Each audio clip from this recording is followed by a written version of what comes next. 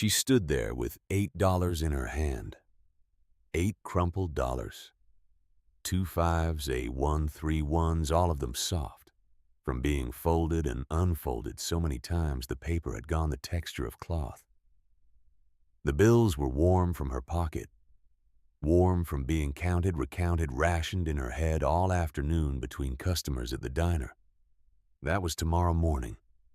That was her daughter Zariah's breakfast. 20 feet away on the cracked pavement of a gas station parking lot in late October, a man was dying. He was big. 300 pounds, maybe more. A gray beard down to his chest. A leather vest stitched with patches she did not understand. The skull on the gas tank of the chrome motorcycle he had stumbled away from caught the light from the buzzing fluorescent above. His face had gone the color of old newsprint. His chest had stopped moving. Behind her, a voice from the lit doorway of the gas station said, "Lady, do yourself a favor and walk away." The voice belonged to a young man with a cigarette pinched between 2 fingers, his other hand still on the door handle as if the air outside might catch something. A second voice, a trucker setting his keys against his hip, said, "That one is trouble, miss. That kind of trouble follows you home." Imani Brooks looked down at the $8 in her hand. She thought of her daughter asleep in a small room 3 miles from here, breathing through an inhaler that ran lower every week. She thought of her grandmother who had once collapsed on a city sidewalk in Memphis while the city walked around her body for 40 minutes. She thought of her husband Darnell 3 years in the ground, who used to say that a person's character was built in the moments when nobody was watching. She closed her hand around the $8, and then she walked toward the dying man. To understand what made her walk, you have to go back to that morning. The alarm went off at 5 in the morning, the way it had every morning for 3 years.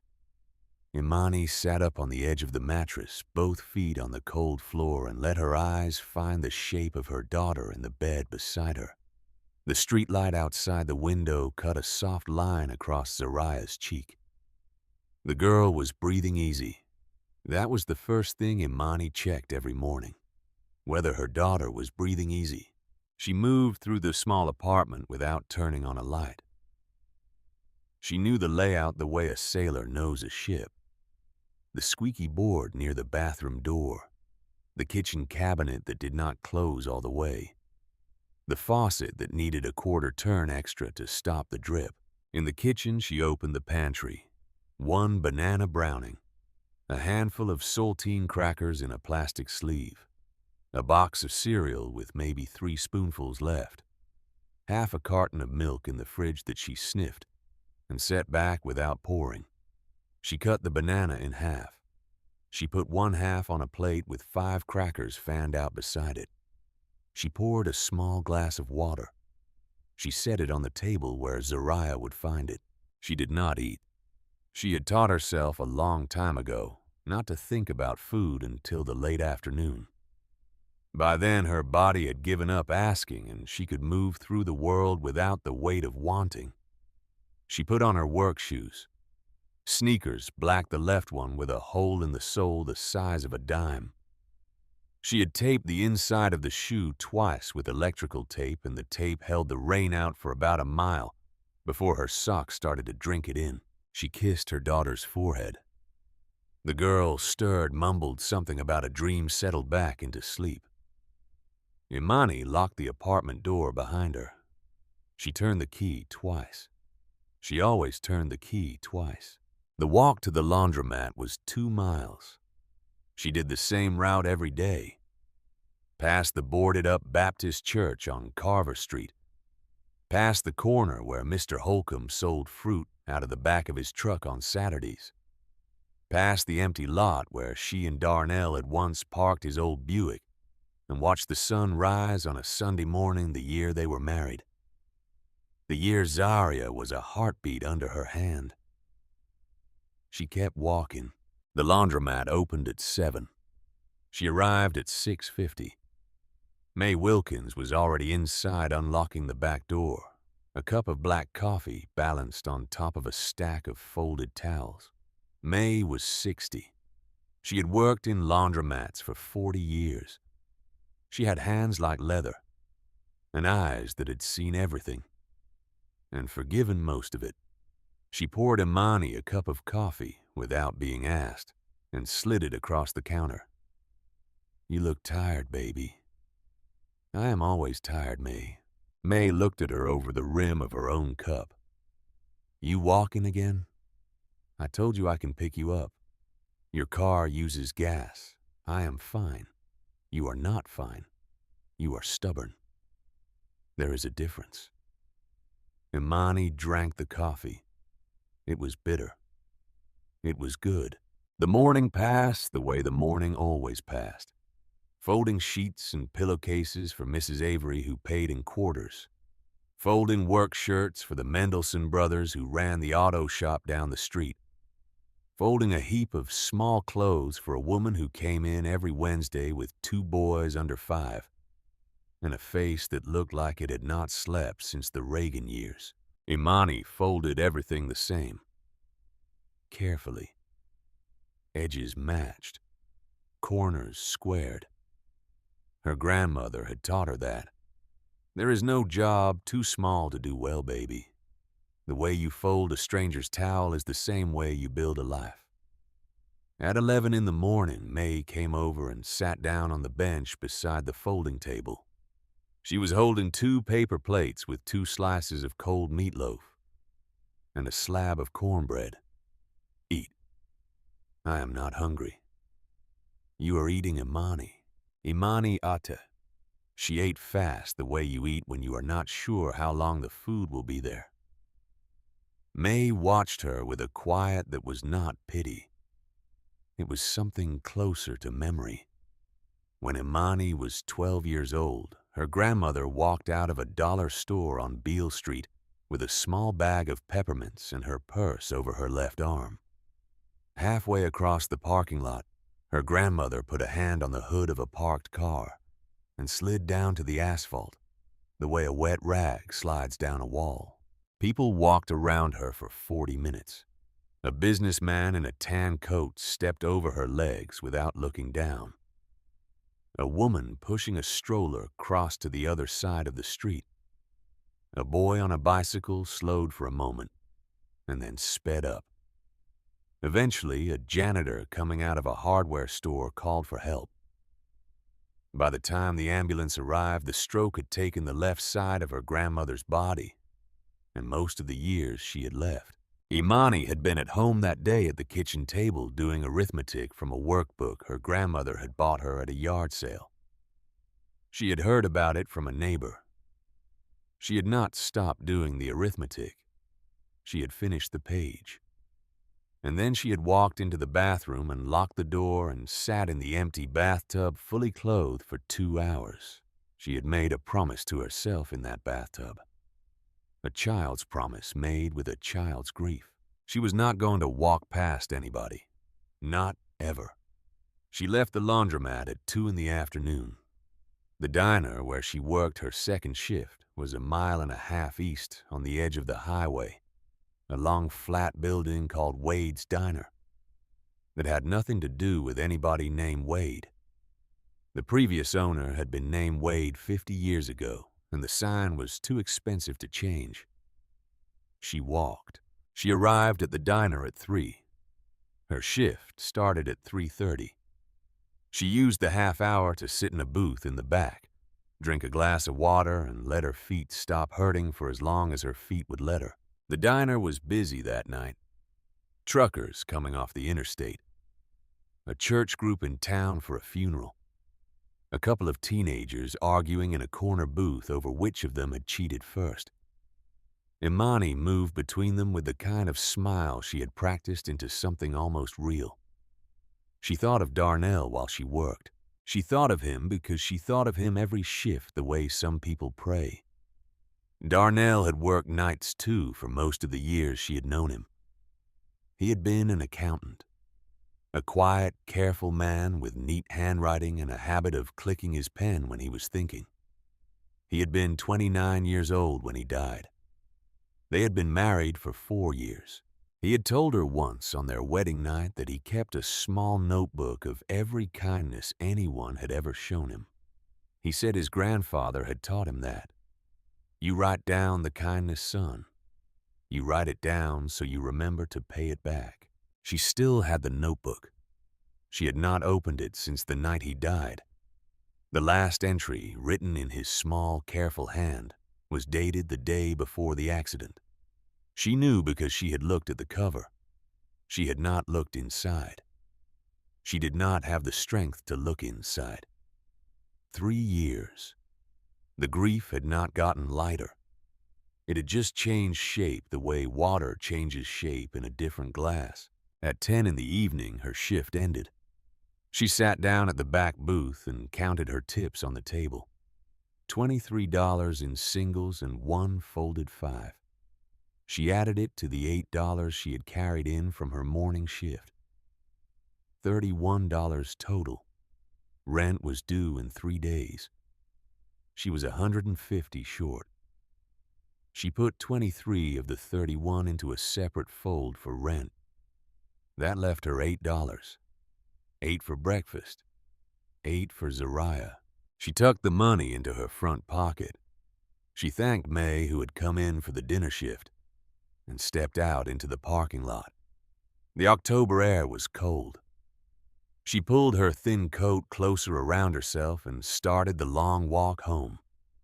A mile in, she remembered the gas station bathroom on Pratt Street. There was no public restroom for the next mile after that. She turned left at the next block. The gas station was almost empty. 1 car parked at a pump. 1 motorcycle leaning on its kickstand under the canopy chrome, catching the buzzing fluorescent. The clerk inside was leaning on the counter, watching something on his phone. Imani used the restroom at the side of the building. When she came out, she stopped. She heard a sound she did not recognize at first, a wet, scraping sound, air being pulled through a closing throat. She walked around the corner of the building. The big man was on his knees beside the motorcycle, 1 hand on the gas tank, the other clutching the front of his vest. His mouth was open. His eyes were unfocused. As she watched, he tipped sideways and went down on his shoulder, and then his back, and then he was flat on the pavement under the buzzing light. His chest jerked once, and stopped. She crossed the parking lot at a run. She knelt beside him. She put her hand on his shoulder. Sir, can you hear me?" His eyes flickered toward her. His lips moved. 2 words, almost no breath behind them. Heart.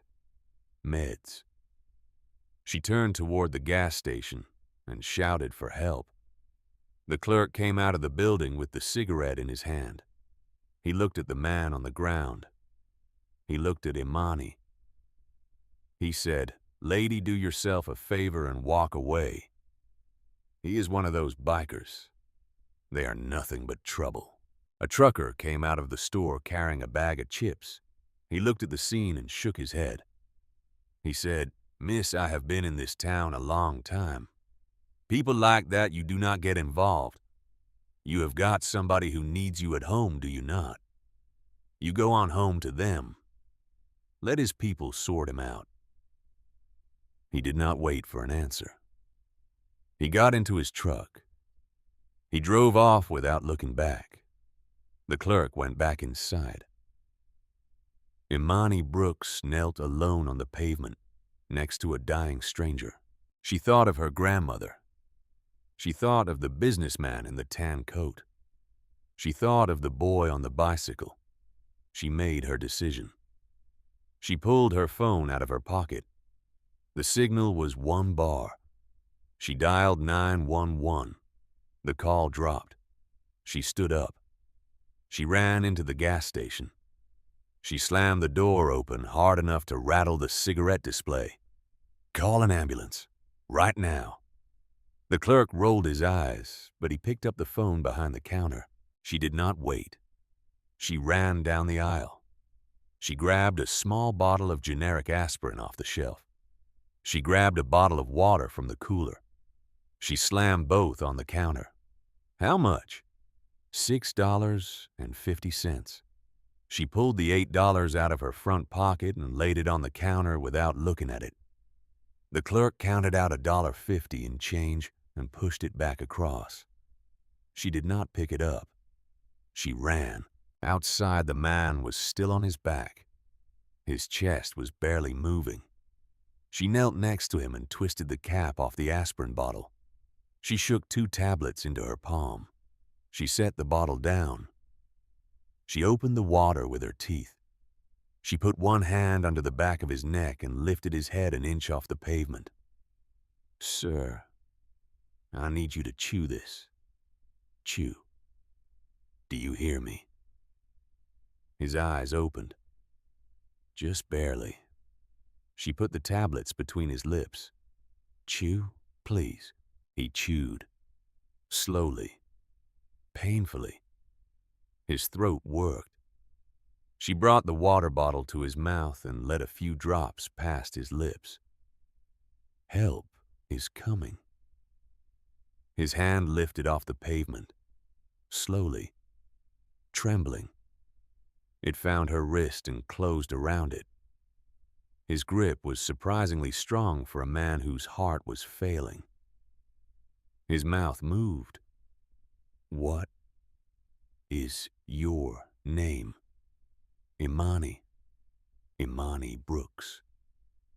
He nodded once. His eyes closed. In the distance, sirens. She kept her hand on his shoulder. She kept the other hand on his wrist where his grip was loose now, but still there. She talked to him. She did not remember what she said.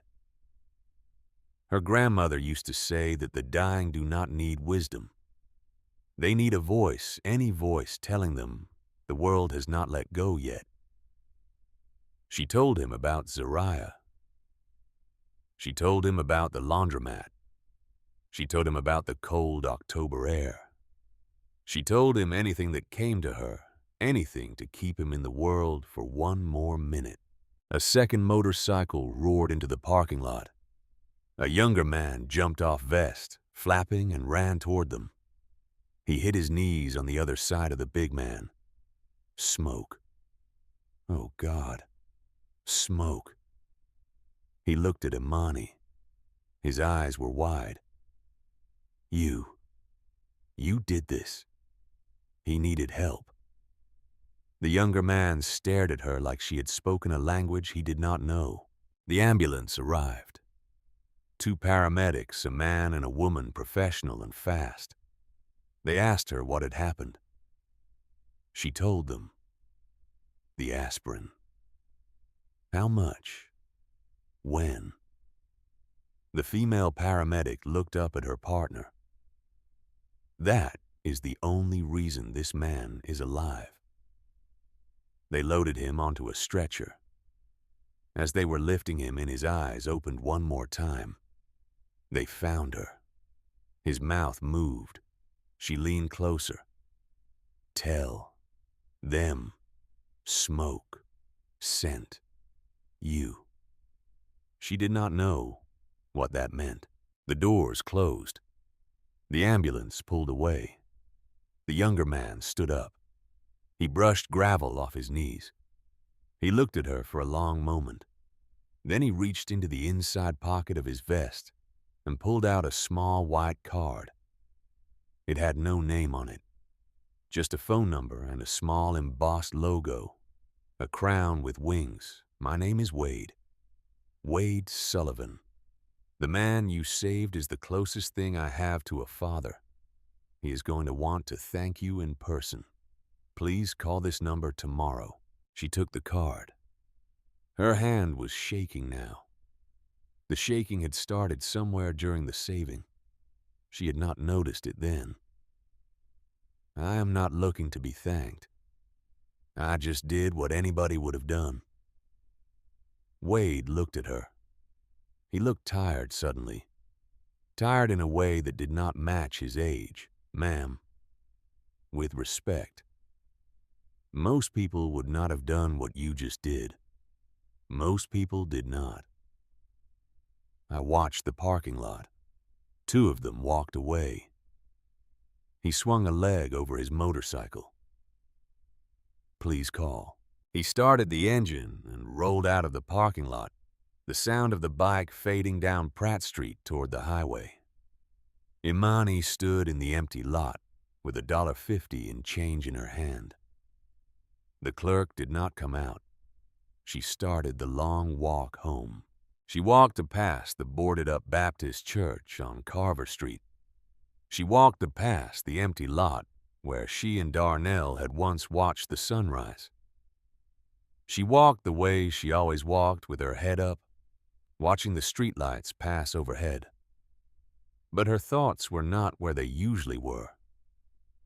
Her thoughts were on a man whose name she did not know, whose hand had closed around her wrist on a gas station pavement, whose eyes had found hers in the back of an ambulance and asked her to deliver a message she did not understand. She got home a little after 1 in the morning.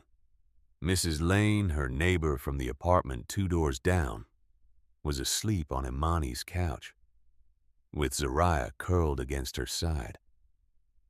Mrs. Lane was 67 and had 3 grown children of her own. She watched Zariah every night. Imani worked the late shift for $10, and when the $10 was not there, she watched her anyway. Imani touched her shoulder. The older woman opened her eyes. "She is good. She slept through." "Thank you, Mrs. Lane." Mrs. Lane shuffled out without taking the $10. She did that sometimes. Imani always tried to make it up the next week. Imani lifted Zariah and carried her to the bed. Zariah was warm and heavy with sleep. She mumbled something about a dog she did not have. Imani laid her down on the bed and covered her with the thin blue blanket that had been her own as a child. She kissed the girl's forehead. She walked back to the kitchen. She sat at the small wooden table. She set the $1.50 in change on the table beside the white card with the crown and wings. She looked at the two of them under the kitchen light. She thought, "What have I done?" She thought, "I have spent my child's breakfast on a stranger." She thought I would do it again. She got up. She walked to her bedside table. She pulled out a small notebook with a faded blue cover. It was her gratitude journal. Her grandmother had given her the idea when she was 13 years old, 3 months after the stroke. Her grandmother had said, "Baby, the world will try to teach you that good things are rare. You write them down so you remember they are not." She opened the journal to the next blank page. She wrote the date. She wrote 3 things. 1. Zariah is healthy. 2. I helped a man tonight who needed help. 3. Tomorrow is a new day. She closed the journal. She set the white card on top of it. She turned out the kitchen light. She slept. Across town, in the cardiac unit of St. Catherine's Memorial Hospital, a 60-year-old man named Tucker Hayworth, who had been called Smoke for 40 years by every person who knew him, was sitting up in a hospital bed with an oxygen tube in his nose and a chart at the foot of the bed that said the words he had not expected to read again, which were "patient stable." Wade Sullivan was sitting in the chair beside the bed. Smoke turned his head. His voice was a rasp. "Find her. I have her name. I have her information. She would not take money. I tried, I know." Smoke closed his eyes for a long time. The machines around him kept their soft, watchful beeping. When he spoke again, his voice was so quiet Wade had to lean in. Find out who she is, Wade. Find out everything. Yes. Smoke turned his face to the window. 3 years ago, a young man came to me with a notebook. I told him I did not have time. I told him to come back the next week. He never came back. He died that night. He swallowed. His throat sounded raw. I have never stopped wondering what was in that notebook. Wade did not answer. There was nothing to answer. Smoke opened his eyes and looked at the ceiling. A woman just spent her last money on me, Wade. A woman with a child. A woman who is still walking home in the dark right now, while you sit here. Yes. I want to know who she is. Yes, sir. I want to know everything. Then make a phone call before you leave this hospital. Wade waited. Tell the chapter what happened tonight. Tell them all of it. The $8. The aspirin. Tell them I am still in the world because of a woman who had nothing. I will, sir. Smoke turned his face back to the window. By the time the sun comes up tomorrow, Wade, I want every brother within riding distance to know her street. The alarm went off at 5 in the morning the way it had every morning for 3 years. Imani sat up on the edge of the mattress. For a moment, she did not remember the night before. Then she did. Then she remembered all at once. The gas station, the aspirin, the hand on her wrist, the $1.50 in change. She walked to the kitchen. The $8 was gone. She had not let herself think about that part yet. She opened the pantry.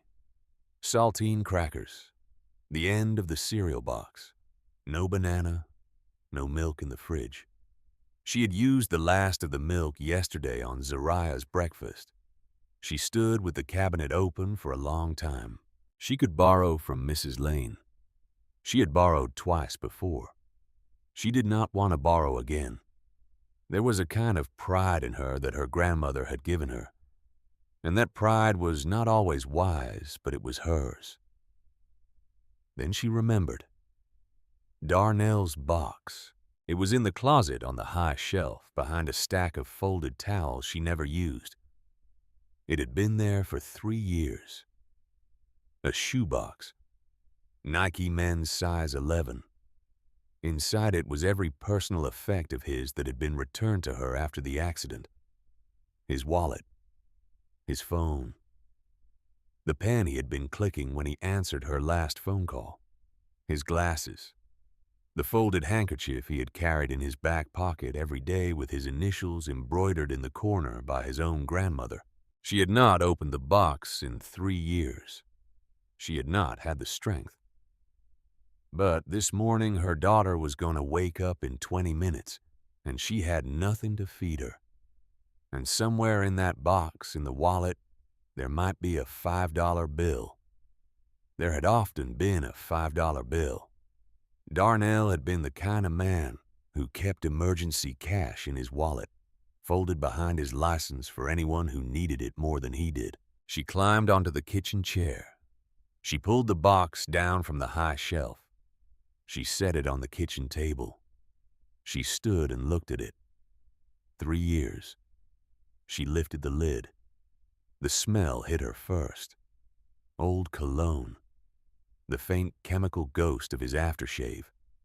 A trace of motor oil from the underside of the wallet. She put a hand to her mouth. She closed her eyes for a long moment. When she opened them, she made herself move quickly, the way you move past a wound. She picked up the wallet, brown leather soft from years of use. She opened it. His license expired. A faded photograph of her on their wedding day. Her hair shorter than her smile wider. 2 business cards from his accounting firm. And behind the license, a third card yellowed at the edges. She lifted it out. White card. A small embossed logo in the corner. A crown with wings. She felt the room go still. She turned the card over. On the back, in her husband's neat, careful handwriting, were 3 words and a date written in pencil so faint she had to tilt the card under the kitchen light to read it. Tuesday, 10 p.m. The date was 3 years and 11 days ago. The day before he died. Imani sat down hard in the kitchen chair.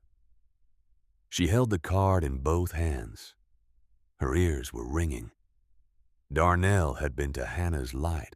Darnell had had this card in his wallet. Darnell had written an appointment on it. The day before he died.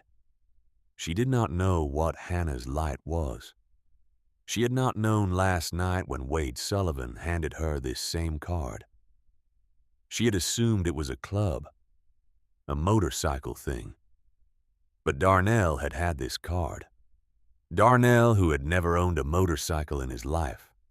Darnell, who had been an accountant in a button-up shirt with neat hair and clicking pens, and the gentlest voice she had ever heard. The 2 cards were sitting on her kitchen table now, side by side. The one Wade had given her last night fresh and white. The one she had just pulled out of her dead husband's wallet, 3 years yellowed. The same logo, the same number. A hand knocked on her front door. She jumped. She slid the cards into the pocket of her robe. She walked to the door. She looked through the peephole. Bessie Tate was standing on her porch.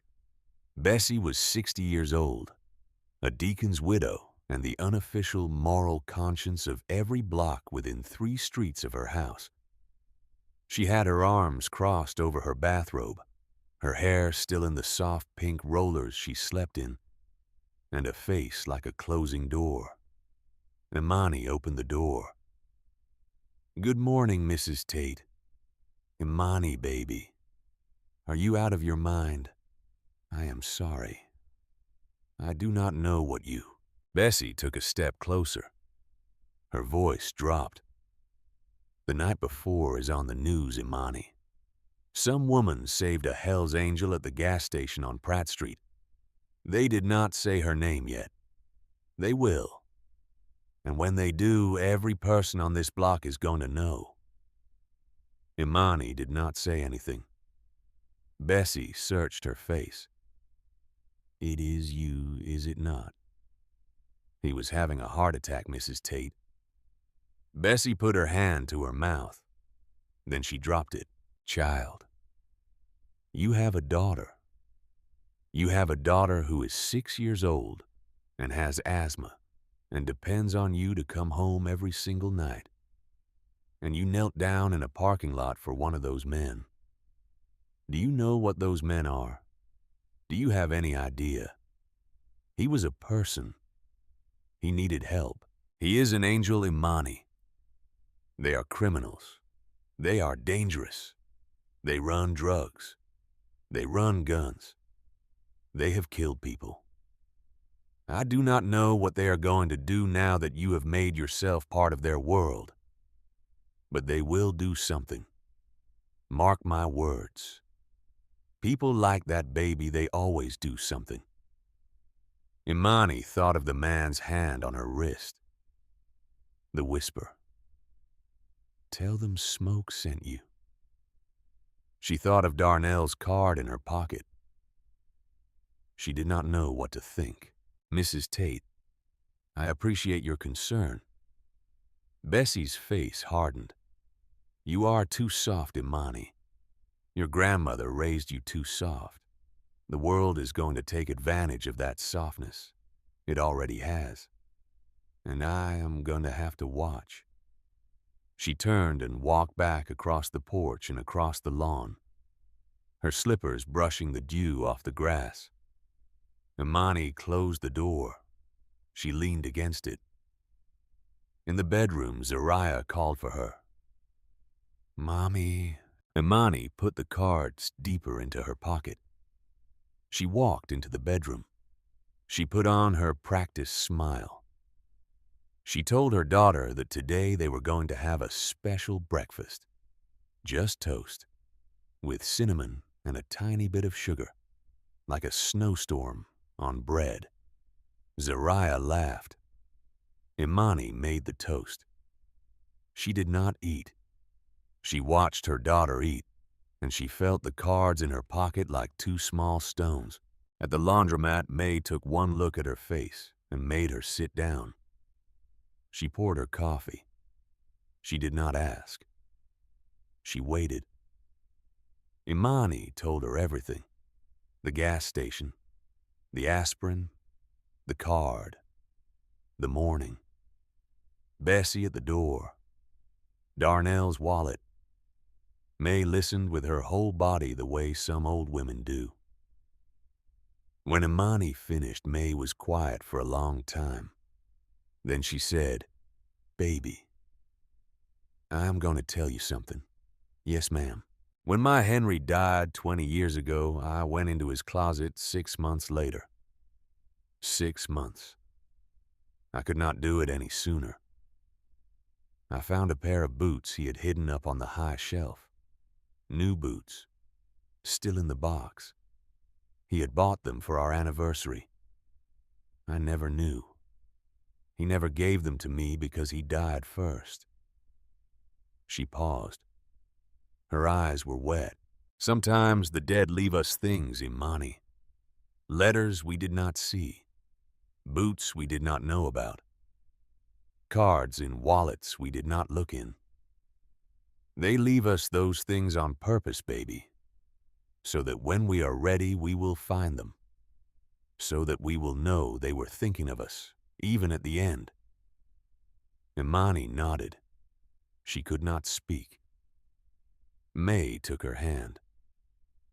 "Whatever that card means, baby, your husband wanted you to find it. I do not know how I know that, but I know it."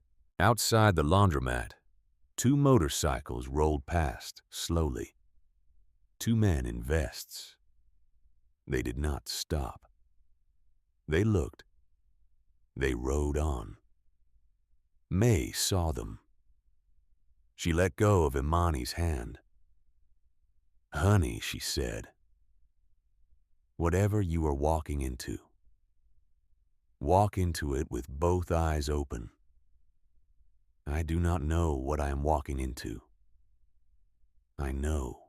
Imani worked her shift on autopilot, folding sheets, folding towels, folding the small clothes for the woman with the 2 boys who came in on a Wednesday again, even though it was only Tuesday.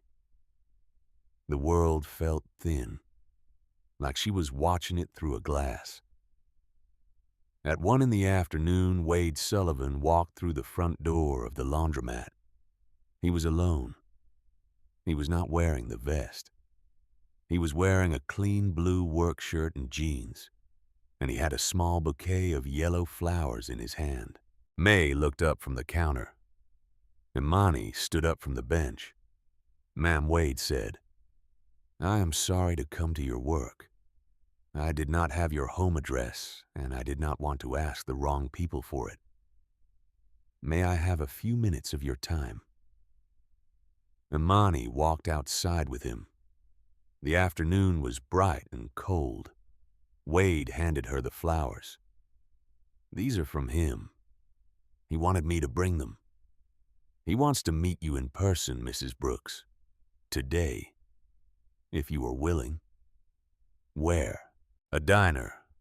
Murphy's on 5th Street. 3 o'clock. He will be the only person sitting in the back. He is a big man. You will know him when you see him. I do not know what to say to him. You do not have to say anything. He just wants to thank you." She looked down at the flowers. They were a cheap bouquet, the kind from a grocery store. Yellow daisies wrapped in clear plastic. She found that she liked that. A man with money sending her a $6 bouquet. He had not tried to impress her. I will come. Thank you. Wade hesitated. He looked at her for a moment. Mrs. Brooks. He said your name like it was a question. I do not know if anyone has told you yet, but the man you saved last night, he has been looking for someone for a long time.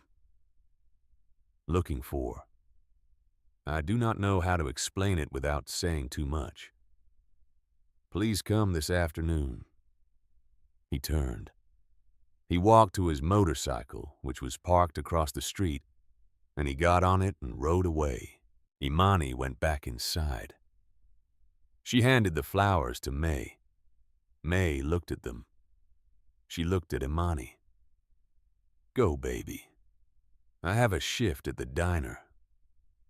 Call out. Just this once. I will cover for you with Wade. Real Wade. Old Wade. Imani called the diner. She told them she was sick. The manager grumbled. He always grumbled. He let her go. She took the bus to 5th Street. The bus had 3 other passengers. A man asleep in the back. An elderly woman with 2 grocery bags between her feet. A teenager with headphones on. None of them looked at her. The world had gone back to looking past people again. She got off 2 blocks from the diner. She turned the corner. She stopped. The block in front of Murphy's Diner was full of motorcycles. They were parked along both curbs in perfect rows, tank-to-tank chrome, catching the afternoon sun. There were men standing in small groups on the sidewalk. Big men. Old men, mostly. Beards, vests, tattoos faded by sun and time. None of them were laughing. None of them were rough housing. They were standing the way men stand at a funeral. A woman in a vest, maybe 60 years old with silver hair and a braid down her back, was leaning against a Harley with her arms crossed. When Imani came around the corner, the woman straightened. She turned her head.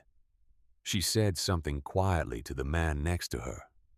The men along the sidewalk turned. All of them. At once. They did not move toward her. They did not speak. They simply turned to face her. And then, one by one, every single one of them tipped their head a fraction of an inch downward. It was not a bow. It was not theatrical. It was the way men of a certain age and a certain code acknowledge a debt that cannot be spoken in public. Imani Brooks did not understand any of it. She kept walking toward the door of the diner with her dead husband's business card and her own folded one in her pocket, and the questions stacking up inside her chest like cordwood. The bell above the door rang. She stepped inside. The diner was full. Every booth, every counter stool. The room smelled of coffee and bacon and old wood. And as she stepped over the threshold, every person in the room rose to their feet. It was the most respectful silence she had ever stood inside of. In the back booth, a big man with a gray beard and a fresh hospital bracelet on his wrist was looking at her with eyes that had been waiting for her for longer than one night. He stood up slowly. He winced. He motioned to the seat across from him. Mrs. Brooks, my name is Tucker Hayworth. People call me Smoke. Please, sit. She sat. He waited until she was settled. He did not reach across the table. He did not touch her. He looked at her like a man who had spent half a life at a window and was finally seeing the road outside. I owe you my life, ma'am. She did not know what to say. He did not seem to need her to say anything. The waitress brought coffee. He waited for the waitress to leave. Mrs. Brooks. Yes. I have been in this town for 42 years. I run a charity. It is called Hannah's Light. I named it after my daughter. She died of leukemia when she was 7 years old. The hospital let her go because we could not pay fast enough. He swallowed. The room around them was still silent. I started the charity the year after she died. We help families who cannot pay.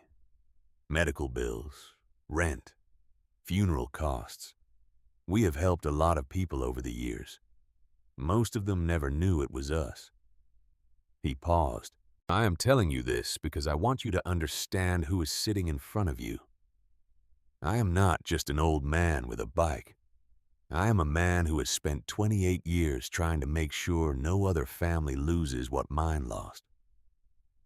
Imani's hand had moved into her pocket without her telling it to. It closed around the 2 cards. She set them on the table. Smoke looked at them. She watched his face change. She watched his face go through 3 years. When he spoke, his voice was not the voice he had been using. Where did you get the second card? She told him. She told him about the box on the high shelf. She told him about Darnell. She told him about her husband's wallet. His name written on the back of the card. In pencil, the date. Smoke closed his eyes. For a long time, he did not speak. When he opened his eyes, there was something in them that had not been there a minute ago. Mrs. Brooks, 3 years ago, your husband called my office. He asked for a meeting. He said it was urgent. He said he had information for me. Information about what? I did not let him tell me on the phone. I told him to come to my office. I told him to come at 10 p.m. on Tuesday. He did not come, did he? Smoke shook his head. He never made it. The diner was so quiet she could hear the clock above the counter. I have been wondering for 3 years what he was going to tell me, Mrs. Brooks. I have been wondering who he was. I've been wondering if I could have done something. If I had known what was coming. His eyes were wet. He did not bother hiding it. And last night in a parking lot on Pratt Street, his wife saved my life. With $8, without knowing my name. He put both hands flat on the table. Mrs. Brooks, there is something happening here that neither of us understands yet. I do not believe in coincidence. I have lived too long. He looked at her. Will you let me help you find out? Imani Brooks looked at her dead husband's card. She looked at the man across the table. She thought of the $8. She thought of the $1.50 in change. She thought of Bessie Tate's voice in her doorway that morning saying the world is going to take advantage of that softness. It already has. And she thought my grandmother walked past nobody. She picked up the older card. She held it against her chest for a moment. Then she set it back on the table. I will let you help me. But I need you to understand something first, Mr. Hayworth. Yes, ma'am. Whatever this is, whatever my husband knew, whatever he was bringing to you that night. She leaned forward. I am not a person to be saved. I am a person to walk beside. Smoke held her gaze for a long moment. Then he nodded once, slowly. Yes, ma'am. Outside the diner, the motorcycles waited. The men on the sidewalk waited. The afternoon light moved across the parked chrome the way it had been moving for hours. Inside the back booth, a young widow and an old man were beginning to understand that the night before, on a cracked piece of pavement, under a buzzing fluorescent light, 2 stories that had been running parallel for 3 years had just collided. and the cards on the table between them were only the beginning. The drive home from Murphy's Diner that afternoon was the first time Imani Brooks had ridden in a car in 3 weeks. Wade Sullivan drove. He drove a clean white pickup truck, not a motorcycle. He drove the speed limit. He kept both hands on the wheel. He did not try to make conversation. Imani sat in the passenger seat with the 2 business cards in her lap and the questions stacking up behind her teeth. A mile from her block, the truck slowed. What? Wade did not answer. He pointed. Imani turned and looked through the windshield. Her street, her own street, filled with motorcycles. They were parked along both curbs, tank to tank, chrome and black leather and silver beards in the late afternoon light. She counted without meaning to until she reached 40 and stopped, because there were more than 40. There were 100 at least. They lined her block from the corner of Carver Street all the way down to the empty lot at the end. The riders were standing on the sidewalks, on porches in the street, quiet, hands folded, not blocking traffic, not making noise, just there. Her neighbors were in their windows, curtains pulled back, faces looking out. Some with phones in their hands, some standing on their stoops with their arms crossed. What is this? What are they doing? They are not doing anything, ma'am. Then why are they here? Wade put the truck in park at the corner. He turned to her. His voice was low. Smoke put out one phone call last night, from the hospital bed. He told the chapter that a woman had spent her last money to keep him in the world. He did not ask anyone to do anything. He just said it. By the time the sun came up, brothers were riding in from 6 states. Imani's hand had gone to her mouth. They are not here to scare anyone, ma'am. They are not even here to be seen by you. They are here because for 40 years, this is what they have done when one of theirs is given a life back. They stand watch, one day, from dawn to dark. So the person who saved that life knows they will never walk alone again. Imani could not speak. Wade looked through the windshield. You can ask them to leave, ma'am. You say the word and they go. No questions. No hard feelings. They will be gone in 5 minutes. She did not say the word. She got out of the truck. She walked down the middle of her own street. Her thin coat, her sneakers with the hole in the left sole.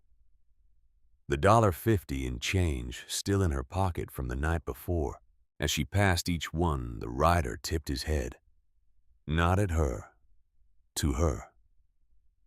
The same gesture from the man outside the diner. Older, quieter, acknowledged. She did not say a word.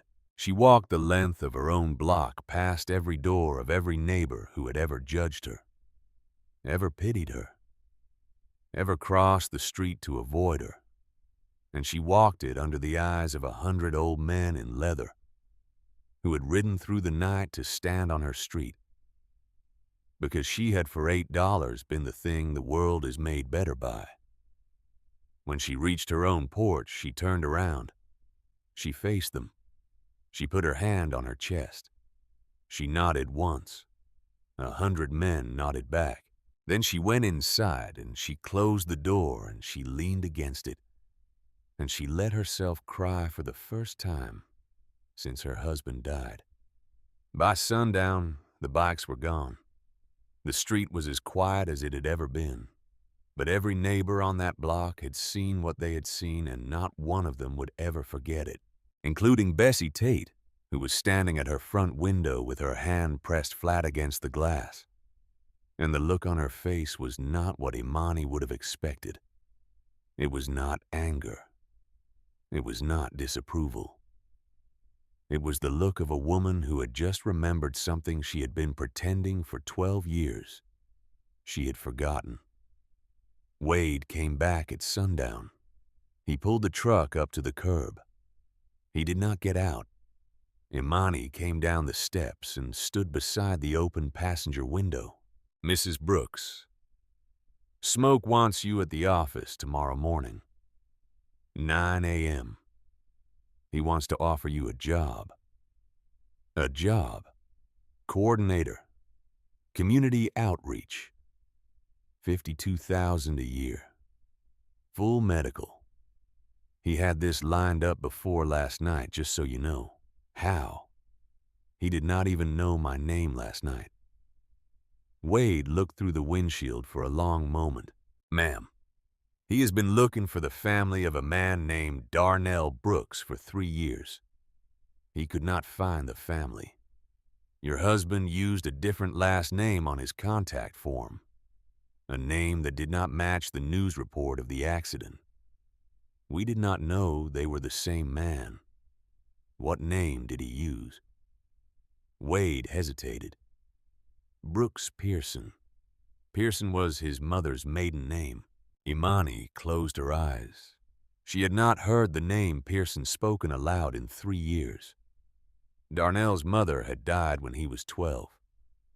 He had carried her name on his birth certificate as a middle name and almost never spoke it. He used his mother's name when he came to you because he was afraid. "Yes, ma'am." "I think he was." Wade reached into the glove compartment and pulled out a manila envelope. He handed it to her through the window.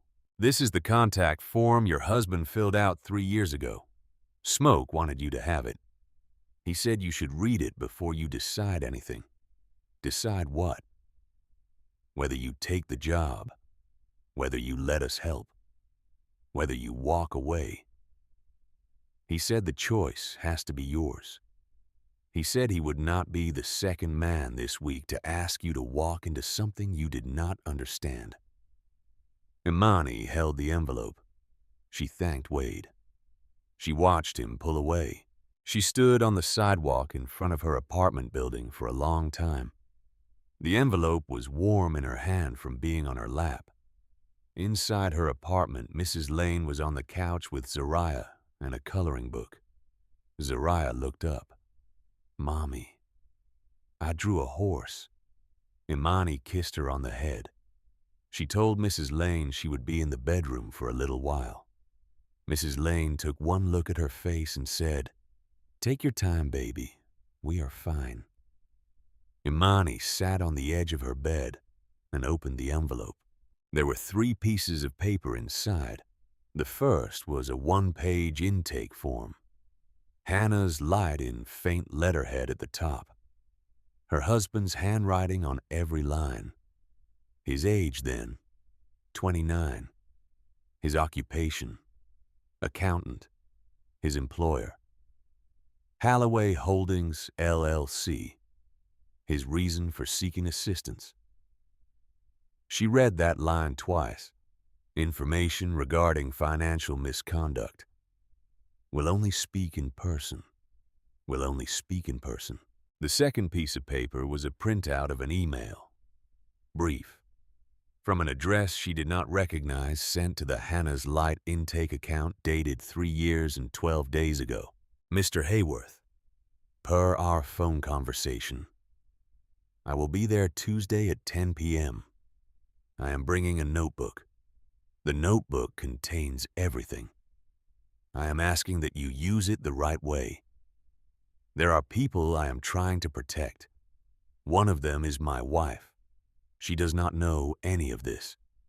Please keep it that way until I can speak with you. Thank you." It was signed Brooks Pearson. The third piece of paper was a single page from a police report. The accident report. She had seen it before 3 years ago. The officer's narrative. Single vehicle collision. No witnesses. Driver pronounced at the scene. Time of incident 10:46 p.m. 46 minutes after Darnell was supposed to be sitting in Smoke's office. Imani sat very still on the edge of her bed. She felt the way she had felt at 12 years old, in the empty bathtub with the bathroom door locked. She felt the world quietly rearranging itself around a piece of information she could not yet name. She did not cry. She had cried out 3 years of crying. There was a place in her now, where the crying had been, and the place was still there. But it was empty, and it could hold other things now. It could hold this. She got up. She walked to the closet. She climbed onto the chair again. On the very back of the high shelf behind where the box of Darnell's effects had been, there was a second box. Smaller. Older. A fishing tackle box that had belonged to his grandfather. She had never opened it. She had assumed it was empty. She had assumed it was sentimental. She brought it down. She set it on the bed. She unlatched the metal clasp. Inside the tackle box, where the lures and hooks should have been, were 3 small hardback notebooks. Black cloth covers. The spines worn from being opened and closed many times. Her husband's handwriting on the inside of each front cover dated. The most recent notebook was the one on top. The dates ran from 8 months before he died to 3 days before he died. She lifted it out. She held it on her lap. She had carried this man's child.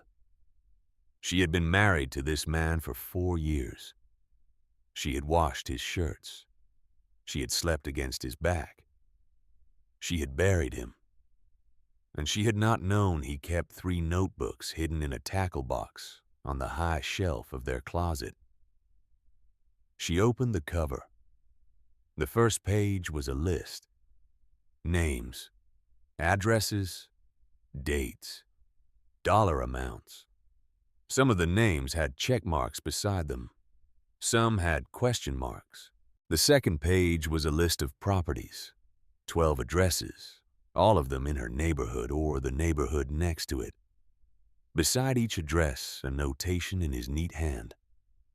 Tenant elderly. Tenant single mother. Tenant disabled. And next to each notation, a date. The dates were spread over a year and a half. Each date was followed by a single word. Eviction. Eviction. Eviction. She turned the page. The third page was the page that stopped her breathing. It was a single name written in capital letters at the top. R. Halloway. Below it, in her husband's quiet, careful hand, was a sentence she would not forget for the rest of her life. He is not buying these properties. He is killing them. She did not understand the sentence at first.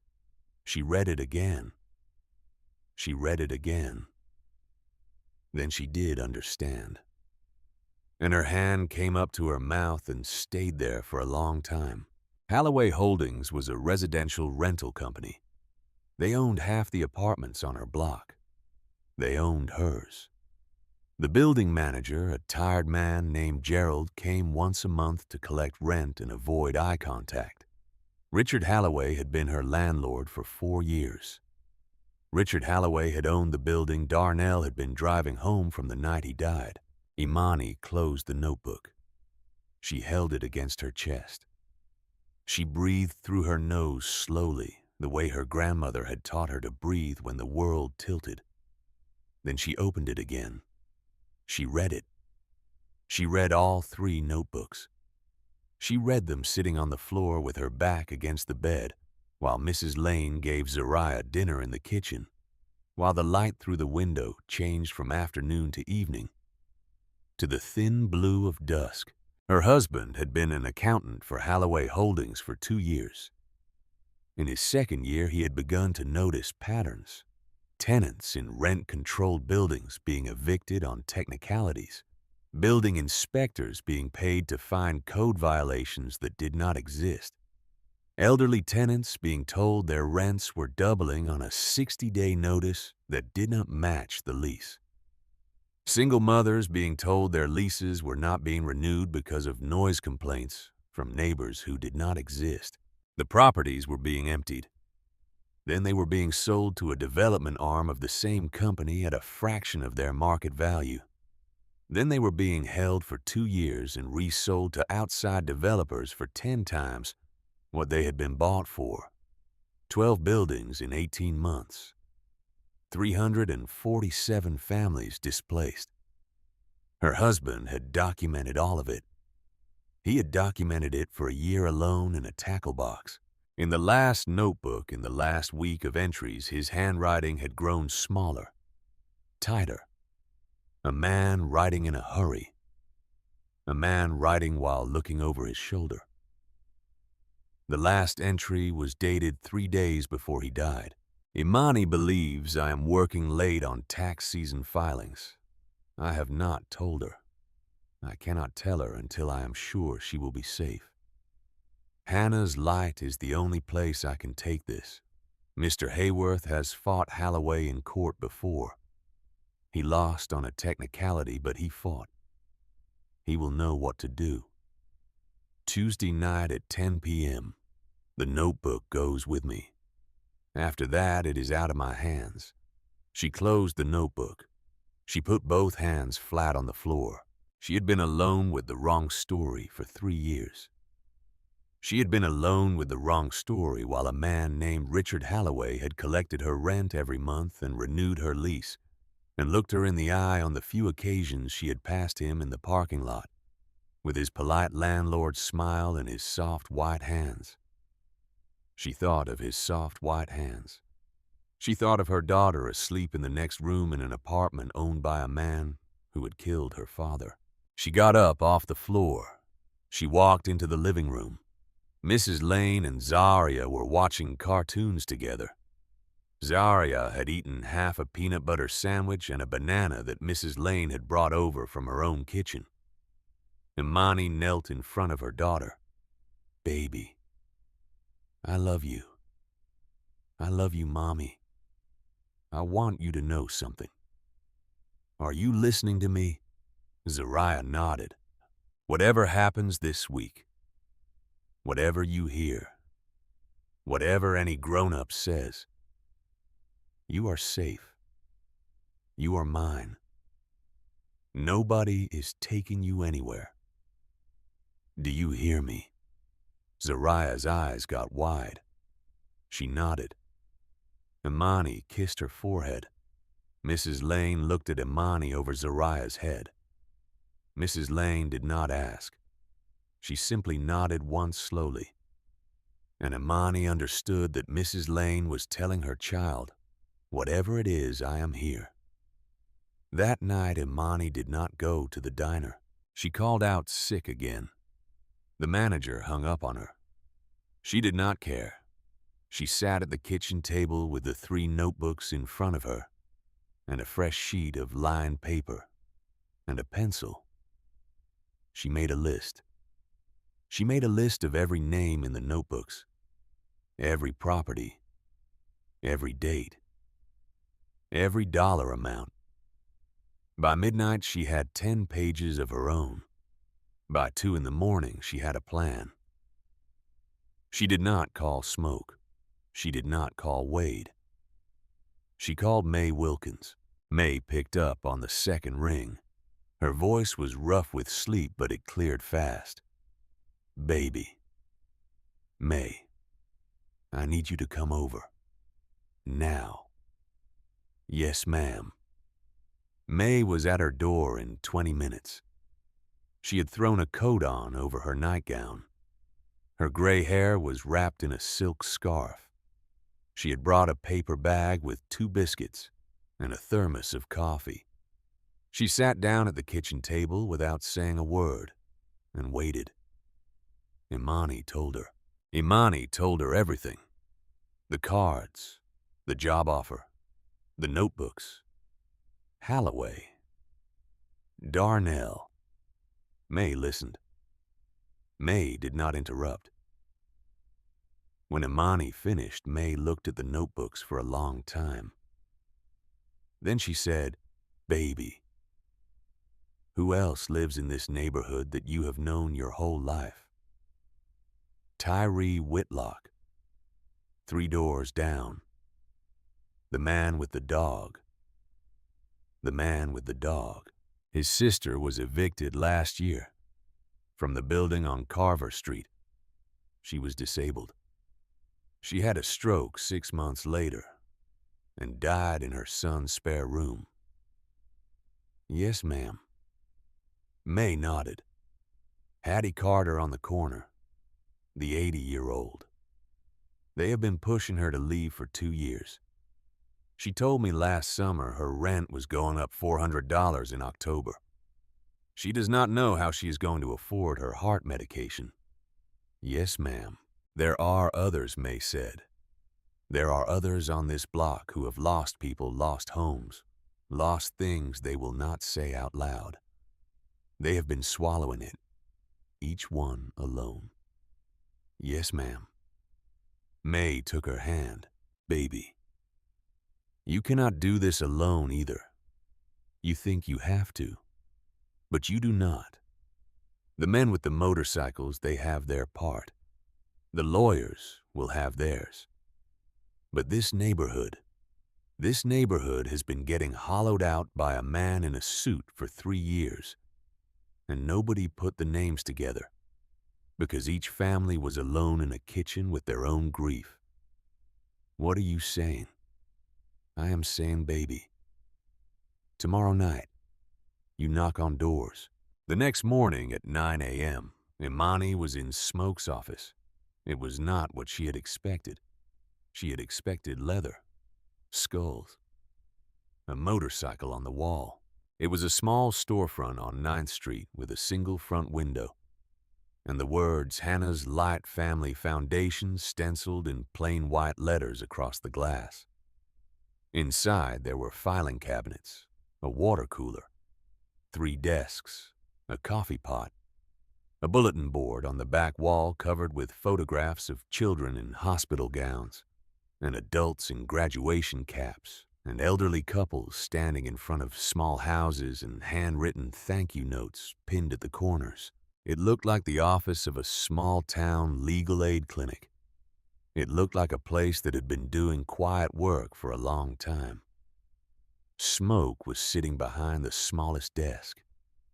He was wearing a denim shirt buttoned to the collar and reading glasses on a chain around his neck. The reading glasses startled her. He looked suddenly like a man who had been somebody's grandfather. He stood when she came in. He did not extend a hand. Mrs. Brooks, thank you for coming. Imani sat down across from him. She set the 3 notebooks on his desk. He looked at them. He did not touch them. You have read these. I have read them. He breathed out slowly through his nose. He reached for the reading glasses on the chain. He put them on. He turned the first notebook toward himself. He did not open it yet. Mrs. Brooks, before I read what is in here, I want you to know 2 things. Yes, the first thing. When your husband died 3 years ago, I told myself it was bad luck. A young man, a wet road, a curve. I told myself I'd been too busy to take his call seriously. I told myself I would carry that the rest of my life. He paused. The second thing, when I read what is in here, I'm going to have to act on it. I cannot sit with it. The man who runs Halloway Holdings is not a man who slows down. While we are sitting here, somebody is being evicted. Somebody is being told a lease is not being renewed. Somebody is being threatened. So if I open this notebook, we move. Today, Imani nodded. I have a request, Mr. Hayworth. Yes, ma'am. Smoke. Please. Mr. Hayworth was my husband's. I am not him. Imani nodded. Smoke. Yes. This is not just Darnell's fight. It is mine now. And it is this neighborhood's. We are not gonna ride in there in a column of motorcycles and tear that man's life down. We are going to do this the way Darnell would have done it. Quietly. With paper. With witnesses. With law. Smoke looked at her over the reading glasses. Then he smiled. The first smile she had seen on him. Mrs. Brooks, with respect. You have just told me exactly what your husband told me on the phone 3 years ago. Imani's eyes filled. She did not let them fall. Then we agree. We agree. Smoke turned to the doorway. Wade. Wade Sullivan came in from the front office. Get me Art Bowen. Get me Pitchfork. I want them here in 2 hours. Yes, sir. Wade looked at Imani. Welcome to it. Imani went home that afternoon. She did not work the laundromat shift. May had told the boss she had a family emergency. She knocked on doors. She started with Tyree Whitlock 3 doors down. Tyree was 40 years old, a quiet man with a salt and pepper beard who walked his old hound dog every morning at 6. He had not spoken at length to anyone since his sister died. Imani stood on his porch and told him she had information about Halloway Holdings. She told him she had information that might explain why his sister had been evicted. Tyree looked at her for a long time. Then he said, You better come in, Mrs. Brooks. She knocked on Hattie Carter's door next. Hattie was 80. She made Imani sit at her kitchen table and eat a piece of pound cake before she would say a word. When Imani told her that the rent increase she had been quoted was illegal under her existing lease, Hattie set down her fork and said, Child, I have been telling them that for 2 years. They told me I was confused. You are not confused, Mrs. Carter. I know I am not confused. She knocked on the Mendelsohn brothers' door, who were not Halloway tenants, but had been hearing things from their customers at the auto shop. They listened. They wrote down names. She knocked on Mrs. Lane's door, who already knew most of it, because she watched the neighborhood from her front porch and missed nothing. She did not knock on Bessie Tate's door. Not yet. By the end of the second day, Imani had spoken to 23 families. 11 of them had stories, eviction notices that did not match leases, repair requests that had been ignored for years and then suddenly cited as code violations, rent increases that arrived in envelopes with no return address, threatening calls from a number that always came back as unlisted. Some of them had documents. Some of them had thrown the documents away. Some of them, when she asked if they would write down what they remembered, looked at her with a fear she recognized. The fear of being the one who spoke first. She told all of them the same thing. You will not be alone. Other people are speaking too. We are going to put it all in front of a judge. With paper. With names. With law. On the 4th day, Richard Halloway walked into the laundromat. Imani was at the folding table. She did not see him at first. He stood at the counter for a moment. Then he walked over to her, Mrs. Brooks. She looked up. He was a tall man, 55. Silver hair well cut. A camel-colored overcoat over a charcoal suit. Soft white hands. He smelled faintly of expensive soap. He smiled. The smile a man smiles in the lobby of a bank. Mrs. Brooks. I wonder if I might have a word. Imani straightened. She set down the towel she was folding. Of course, Mr. Halloway. I understand you have been speaking to several of my tenants. I've been speaking to my neighbors." His smile did not change. "Mrs. Brooks, I have always had a great deal of respect for you. Your husband was a fine accountant. We were sorry to lose him. I've been very flexible with you over the past 3 years, as I am sure you remember. The rent abatements, the repairs. I remember Mr. Halloway. I would hate for our relationship to change." He let that sit between them.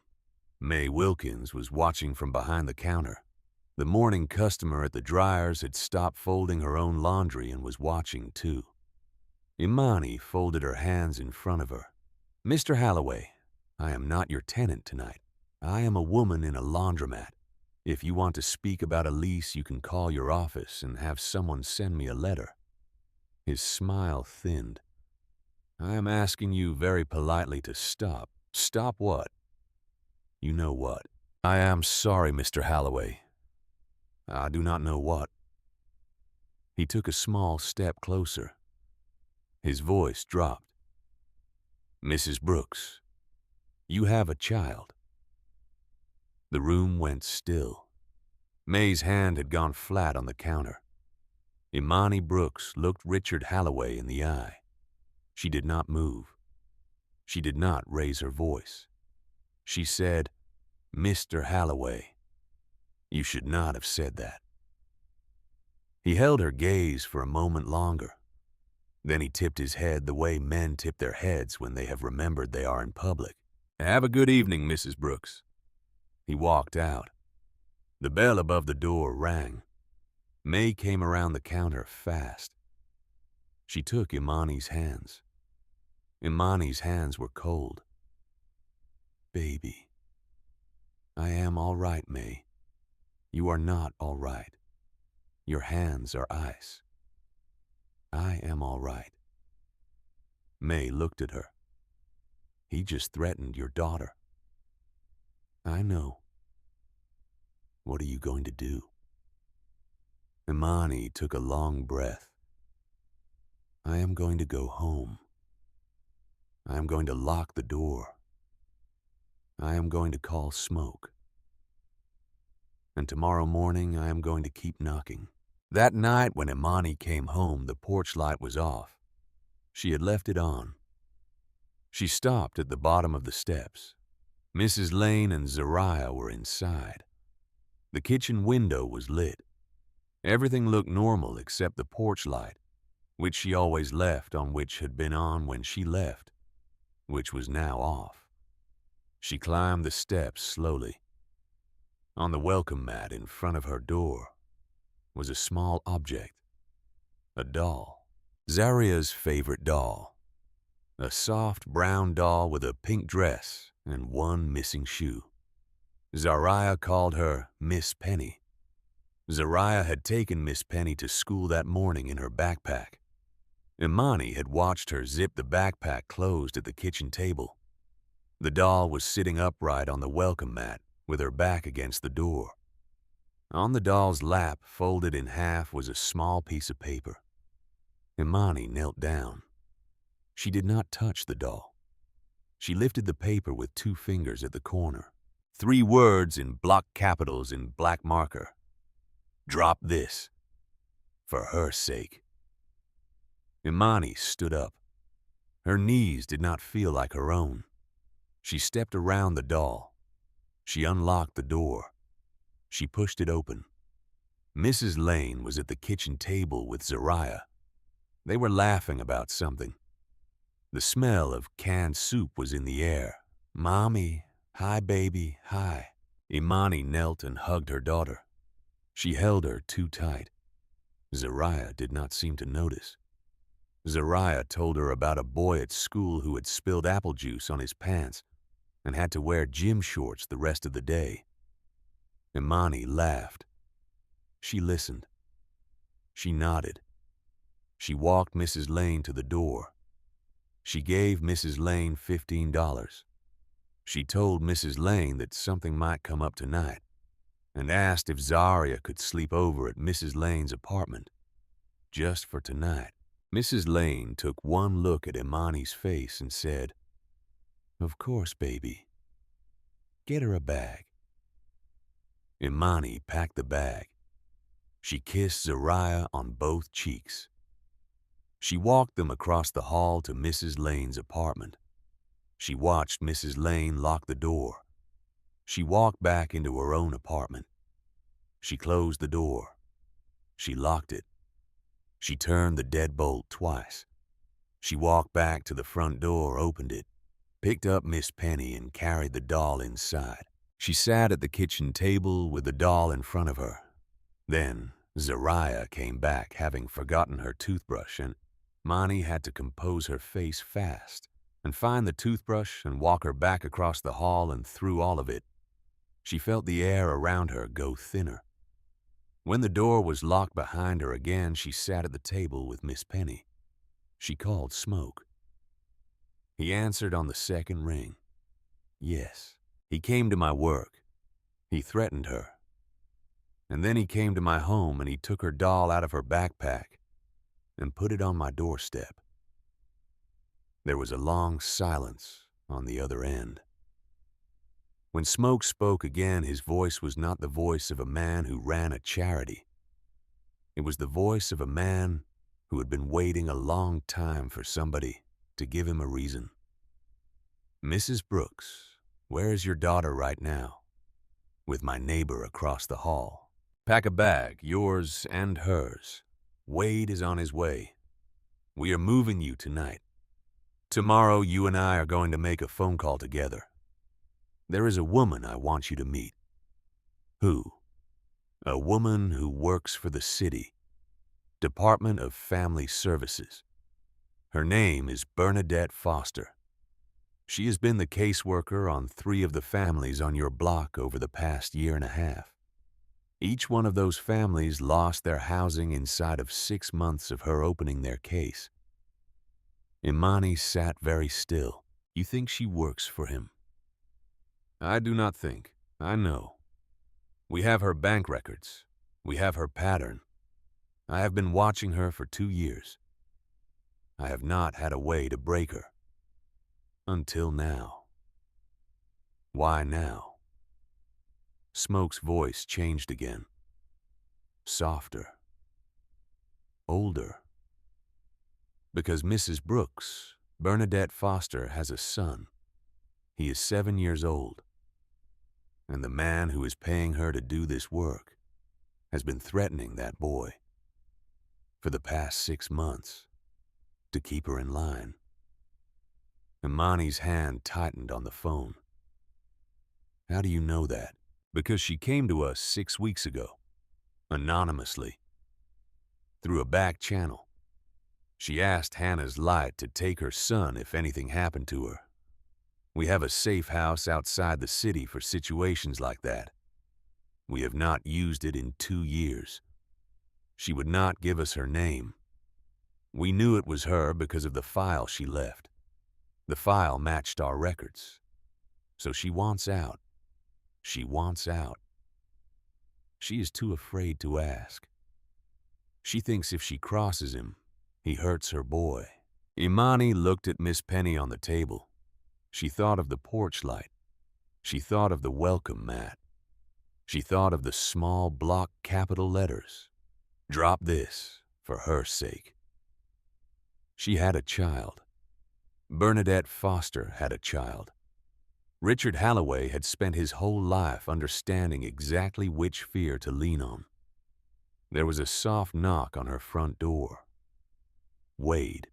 Imani put the doll in her bag. She packed clothes for herself. She walked to Mrs. Lane's apartment and packed clothes for Zariah without waking her. Mrs. Lane watched her with wet eyes and did not ask. Imani told her she would be back in 2 days. She told her where the rent money was hidden, in case anything went wrong. Mrs. Lane nodded. "You go, baby. You finish this." Wade drove them to a small farmhouse 40 minutes outside the city. The drive was quiet. Zariah slept in the back seat with Miss Penny tucked under her arm.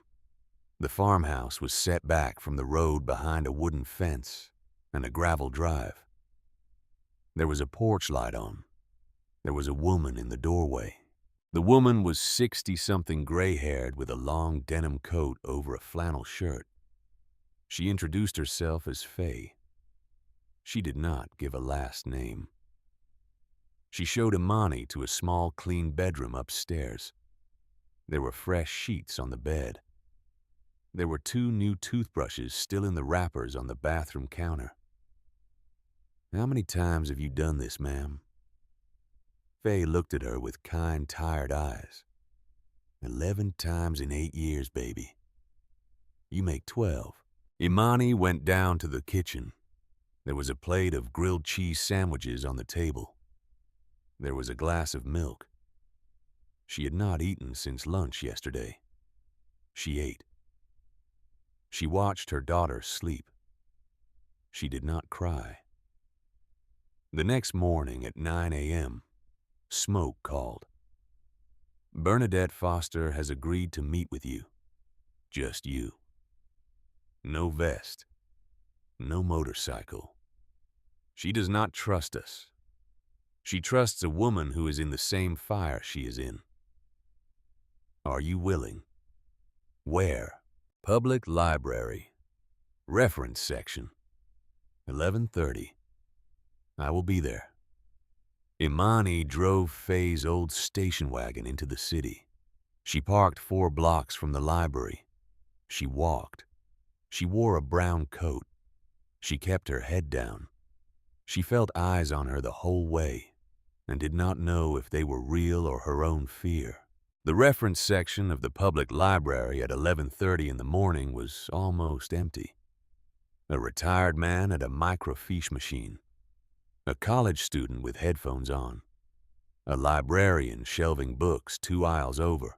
Bernadette Foster was sitting at a long wooden table near the back with a manila folder open in front of her.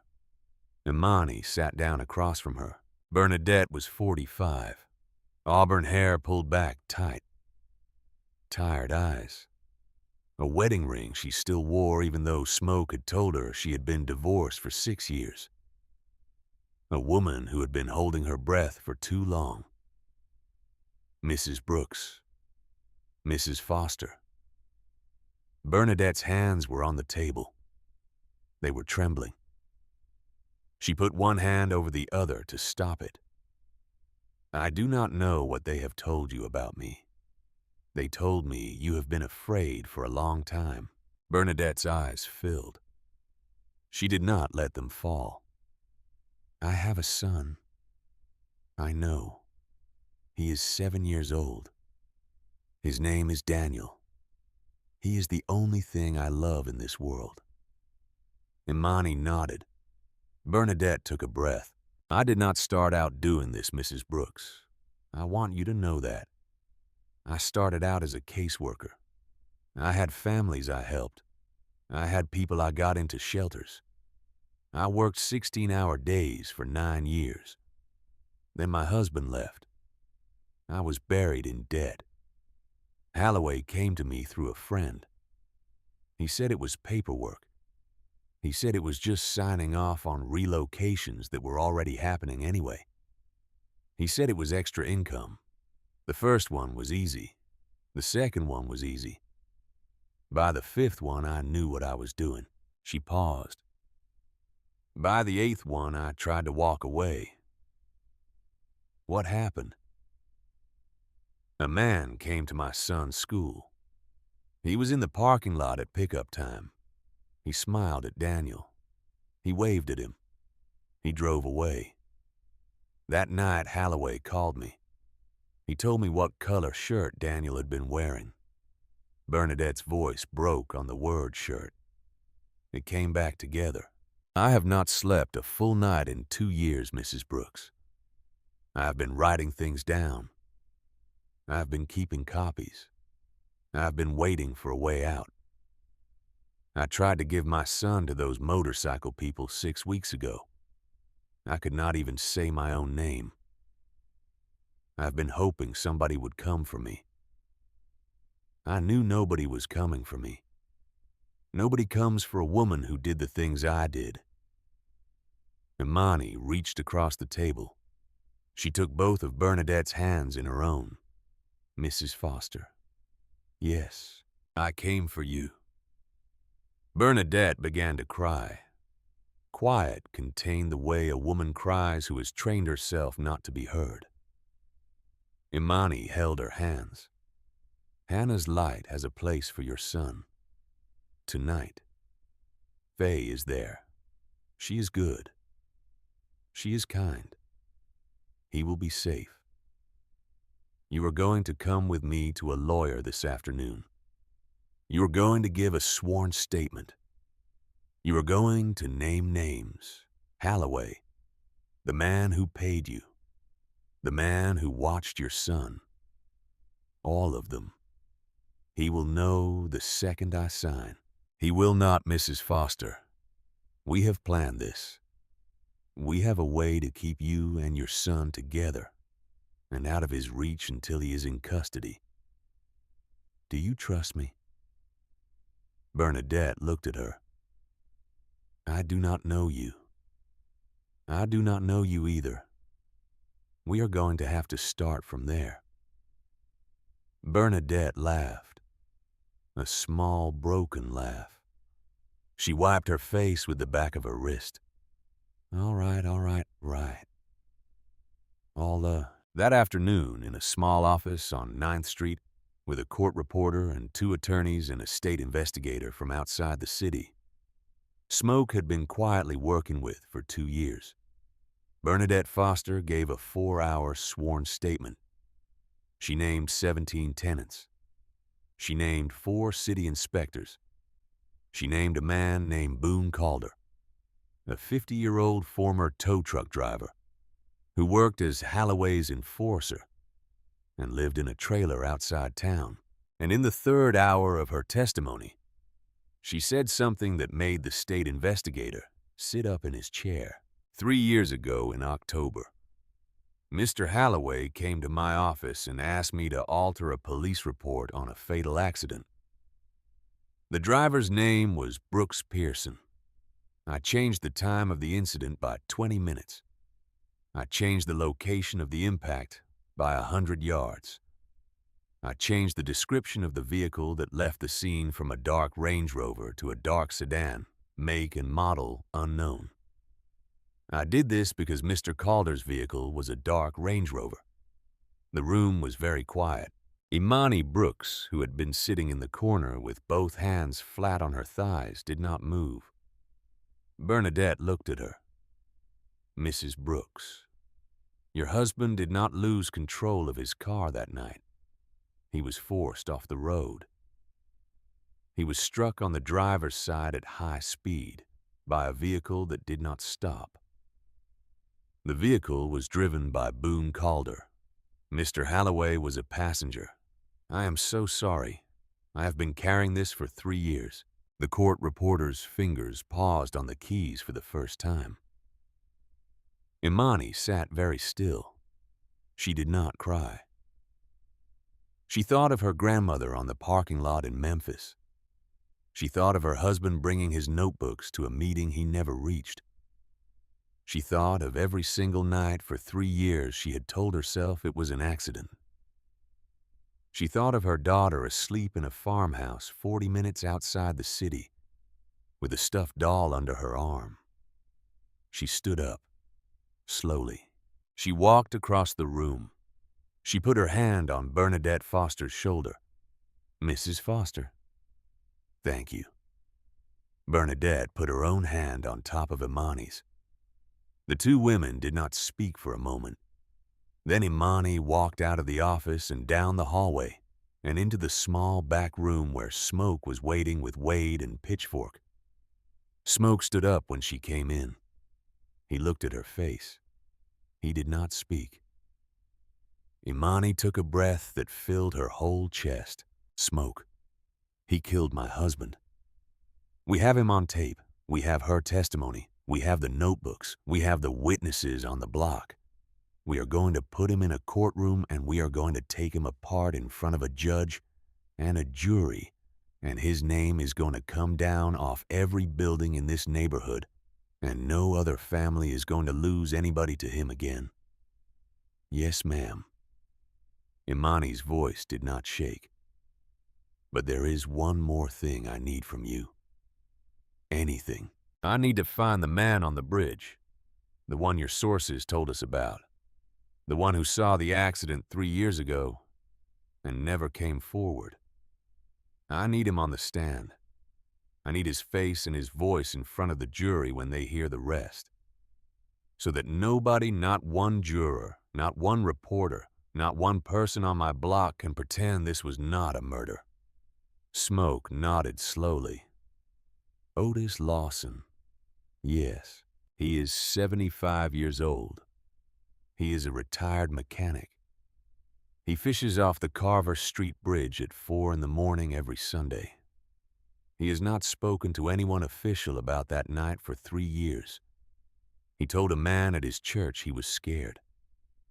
The man told a man who told me. I have not been able to get to him. He will speak to me. How do you know? Because Smoke. He has been carrying this for 3 years too. I will go to him as the wife of the man he saw die. Smoke looked at her. When? Sunday morning. 4 a.m. I am going to the bridge. Outside the office window, the late afternoon light was beginning to soften. Somewhere across the city, a man named Richard Halloway was sitting in a leather chair behind a wide oak desk, signing eviction notices for the next month, unaware that everything he had built on the bones of a quiet, careful accountant named Brooks Pearson was about to come down. And in a farmhouse 40 minutes outside the city, a 6-year-old girl named Zariah Brooks was waking up from a nap in a strange, clean bed and reaching for the doll on the pillow beside her and finding her. The Carver Street Bridge sat in a low valley where the river slowed and bent, and the fog came up off the water before dawn, the way breath comes out of a sleeping child. At 3:45 on Sunday morning, Imani Brooks walked across the wooden planks alone. She wore her brown coat, a wool cap her grandmother had knitted 30 years ago, and the same sneakers with the hole in the left sole. Her breath came out in soft clouds. Her hands were in her pockets. One of them closed around a small photograph she had taken from a frame on her dresser the night before. She had not slept. She had spent the night in the farmhouse with Zaria, curled against her side, watching the ceiling, listening to the old house breathe. She had risen at 3. She had kissed her daughter's forehead. She had told Faye, who was already awake at the kitchen table with a cup of coffee, that she would be back before lunch. Faye had said, "Take your time, baby. We will be here." Wade had driven her to a turnoff a quarter mile from the bridge. He had stayed in the truck. He was a man who had learned when to be a wall and when to be a door. This morning he was a door. He let her go alone. The bridge was empty when she stepped onto it. The street light at the far end buzzed faintly. The river below moved slow and dark. The first thin line of light was just beginning to show behind the trees on the east bank. Then she saw him. He was sitting on a folding canvas stool near the middle of the bridge, with a fishing pole leaning against the rail, and a small thermos balanced on the wooden plank beside his feet. He was a thin black man in a quilted brown coat and a cap with the brim curled the way men curl their caps when they have worn the same one for 40 years. Even in the half-dark, she could see the careful stillness of him, the stillness of a man who had lived a long time by paying attention. She walked toward him slowly. She did not want to startle him. When she was 10 feet away, he spoke without turning his head. "You are not a fisherman." "No, sir." He did not turn yet. He was looking at the dark water. "Then who are you?" "My name is Imani Brooks." My husband was Darnell Brooks. He died on this road 3 years ago next month." He was very still for a long moment. Then slowly the old man set down his coffee cup and turned on the stool to look at her. His eyes were old. They were wet. "Mrs. Brooks, I have been wondering when you would come." Imani's chest tightened. She had not known she was hoping for that sentence until she heard it. "You knew I would come. I did not know it would be you. I knew somebody would. The Lord does not let a thing like that lie forever. I have been waiting on Him to send the right person." She walked closer. She stopped at the rail beside him. She put both hands on the cold wood and looked down at the water. "Mr. Lawson, I do not want to make you tell this story again if it is going to break you. But I need to ask you what you saw." Otis Lawson did not answer right away. He picked up his coffee cup. He took a slow sip. He set it back down. Then he said, "Ma'am, I have been telling that story to myself in this same spot every Sunday morning for 3 years. Every Sunday, out loud, to no one. So that when the day came that I had to tell it to a person, I would not stumble." "You have, been practicing?" "Yes, ma'am." He took a breath. "I was on this bridge that night. I was not fishing. I do not fish at night. I was here because my wife had passed 2 months before, and I could not sleep. And the river was the only place that ever made sense to me. So I came down to the bridge most nights, and I sat with her. In my mind, I sat with her. Yes, sir. It was about 10:30. There was a light rain. The road was slick, but it was not pouring. I heard a car coming up from the south.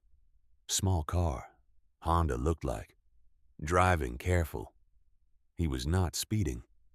I want you to know that. Your husband was not speeding. He was a careful driver. He was. I could tell from the way he took the bend before the bridge. He was a man who knew this road." Otis paused. His hand came up and touched the brim of his cap. A second vehicle came up behind him. Faster. Big SUV, Range Rover. Black near as I could tell. It came up on him fast, and it did not slow down. It was not trying to pass. It was riding him. Imani's hands tightened on the rail. The little Honda sped up. He knew. He knew that SUV was not somebody trying to get around him. He sped up. The SUV sped up. They came onto this bridge running side by side, and the Range Rover came across the line and clipped the Honda's left rear panel, and the Honda spun. She closed her eyes. "Mr. Lawson, you do not have to." "I do, ma'am. I have to. Because I have not, and I should have, and I have been carrying it." She nodded. She kept her hand on the rail. The Honda hit the right rail of the bridge, hard. The car did not go through. It bounced. It came back across the bridge and rolled. It rolled twice. It came to rest on its roof at the north end of the bridge, against the embankment. The Range Rover did not stop. The Range Rover slowed down. It pulled up alongside the wreck. The driver's window rolled down. A man inside leaned out and looked. He looked for almost a full minute. Then the window rolled up, and the Range Rover drove away. Otis's voice was very quiet. "I did not see the driver, ma'am. The angle was wrong, but I saw a passenger. The passenger was in the seat closest to me. He had a face I will know the rest of my days." "What did he look like?" "Older man, silver hair, heavy coat." He was the one who looked. The driver did not lean over. The passenger leaned across him and looked at the wreck through the driver's window. And then he sat back, and the window went up and they were gone. Imani's eyes were burning. "You have not told this to anyone." "I told it to a man at my church. He told a man who told the bikers. The bikers came to my house. They stood on my porch. They did not threaten me. They asked me politely. I told them I could not. I told them I had a daughter in Atlanta and a grandbaby. I told them the man with the silver hair owned half the buildings on my block. I told them I would not live a year if I spoke." "I understand, sir." He looked at her then. His eyes were old and wet and steady. "But I have been practicing, Mrs. Brooks. I have been practicing on this bridge for 3 years. Because I knew somebody would come. And when she came, I did not want to be a coward twice." Imani took the photograph out of her pocket. She held it out to him. It was a picture of Darnell. Their wedding day. He was in a borrowed suit. His tie was crooked. He was looking at her with the look she had carried in her chest for 3 years. She had not let herself look at the photograph since the funeral. She had taken it down from the dresser at 3 in the morning and put it in her pocket. Because she had thought, this man, this gentle man, deserves to be a face on this bridge. Not just a story. Otis took the picture in his thin hands. He looked at it for a long time. His shoulders shook once. He brought the picture to his lips and kissed the glass and handed it back. "Mrs. Brooks, I will testify. Yes, sir. I will say his name. I will say what I saw. I will look that silver-haired man in the eye in the courtroom. And I will tell the truth out loud. And what comes after comes. Thank you, Mr. Lawson." He nodded. He turned his face back toward the water. "Sit with me a minute, ma'am. The sun is coming up." She sat on the bridge beside him. She did not have a stool. She sat on the wooden planks. The cold came up through her coat. She did not mind. The light came. It came slow. It came pink, and then orange, and then gold. And the river caught it and threw it up at the underside of the bridge, and for a moment the wooden planks under them were lit from below, as if the water itself had something to say. Otis Lawson reached over and put his hand on top of hers. 3 years, ma'am. 3 years. Not anymore. Not anymore. The trial began on a Tuesday morning 11 weeks later. The courtroom in the county building was the largest one they had. It still was not large enough. The hallway outside was full by 8 a.m. Reporters with notebooks. Tenants from her block in their good coats, their hair done. May Wilkins in a navy blue dress Imani had not seen before. Tyree Whitlock with his sister's photograph in his coat pocket where the handkerchief should have been. Hattie Carter on the arm of one of the Mendelsohn brothers, 80 years old, with a small white pillbox hat on her head that had belonged to her mother. And along the back wall of the courtroom in a quiet line in clean shirts and pressed jeans and jackets. Without their patches stood 27 members of the Hells Angels chapter that called itself Hannah's Light's Quiet Half. They had been told by Smoke not to wear the vests inside. They had not argued. They stood with their hands folded and their faces still, and they did not say a word. And every juror who walked into that room looked at them once and then looked again, because the men along the back wall did not look like criminals. They looked like a row of pallbearers. Imani sat in the second row behind the prosecution. Smoke sat beside her. Zariah was at the farmhouse with Faye for the morning. Imani had told her daughter that she had to go, talk to a judge about the bad man so that nobody else would be scared. Zariah had nodded and said, "Will you come back?" Imani had said, "Every time, baby. Every time." Richard Halloway walked into the courtroom at 5 minutes before 9. He was wearing a charcoal suit. He had 4 lawyers with him. The lead lawyer was a man Imani had seen on a billboard once on the interstate, smiling with his arms crossed in front of a glass tower. The 4 of them sat at the defense table and arranged their leather folios with quiet, expensive movements. Halloway turned in his chair. His eyes found Imani's. He smiled. The same smile from the laundromat.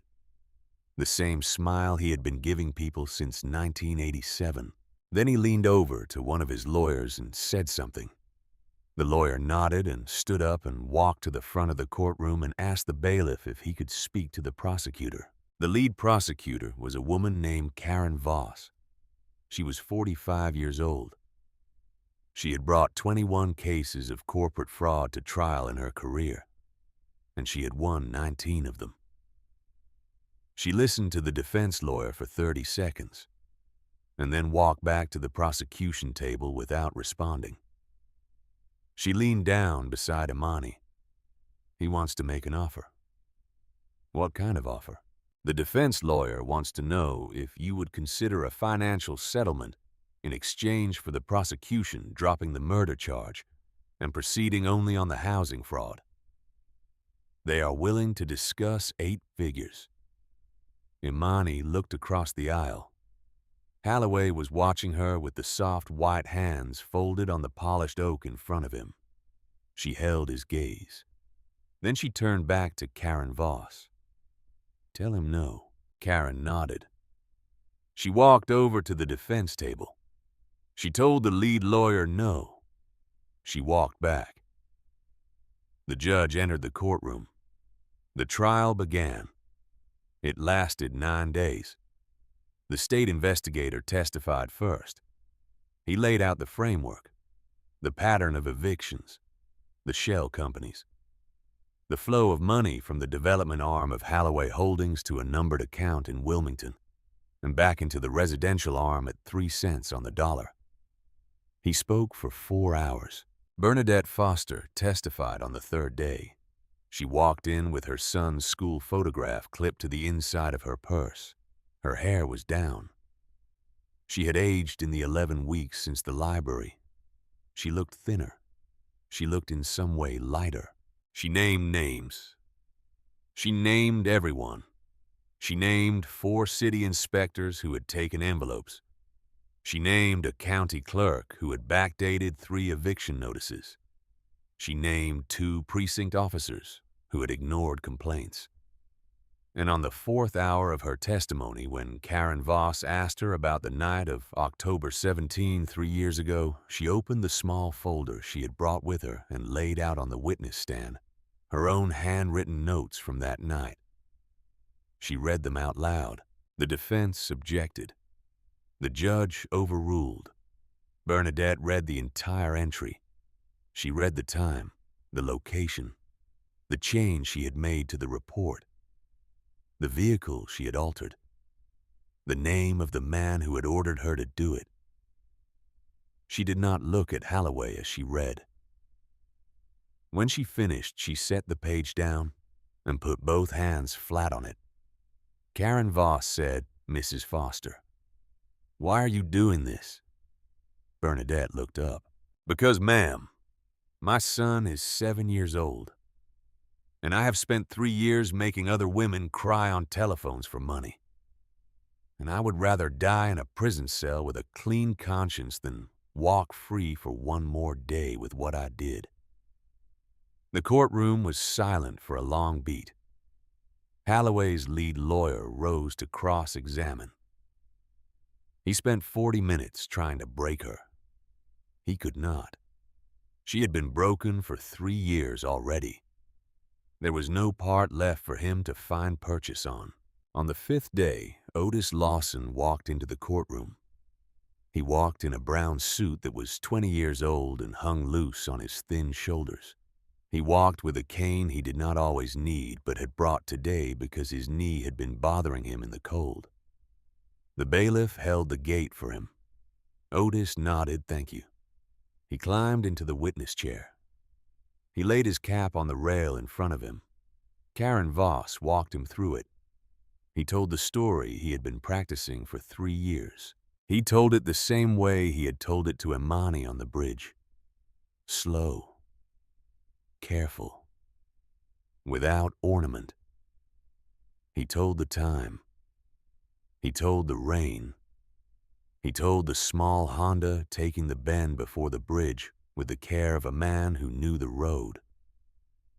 He told the Range Rover coming up from behind. He told the clip on the left rear panel. He told the spin. He told the wreck against the embankment. He told the Range Rover slowing down. He told the window coming down. He told the silver-haired man leaning across the driver to look. He told the window going back up. He told the Range Rover driving away. He told it without crying. Then Karen Voss said, "Mr. Lawson, is the man you saw in the passenger seat that night in this courtroom?" Otis Lawson lifted his head. His eyes traveled across the room. They passed the prosecution table. They passed the jury box. They came to rest on the defense table. He raised his thin hand. "Yes, ma'am. He is sitting at that table over there. Second from the left. The silver-haired gentleman in the charcoal suit." The courtroom did not move. Holloway's expression did not change. But a juror in the second row, an older white man with a veteran's pin on his lapel, leaned forward and stared at Holloway for a long time before sitting back. Imani had expected on the day she would hear this testimony out loud in a courtroom to feel something large. Anger. Vindication. Triumph. Something that would shake her loose from her seat. What she felt was quieter than that. She felt her husband finally being heard. She felt 3 years of silence sitting down at last. She felt the long, slow exhalation of a story that had been holding its breath. She put her hand on Smoke's wrist beside her. Smoke covered her hand with his own. He did not look at her.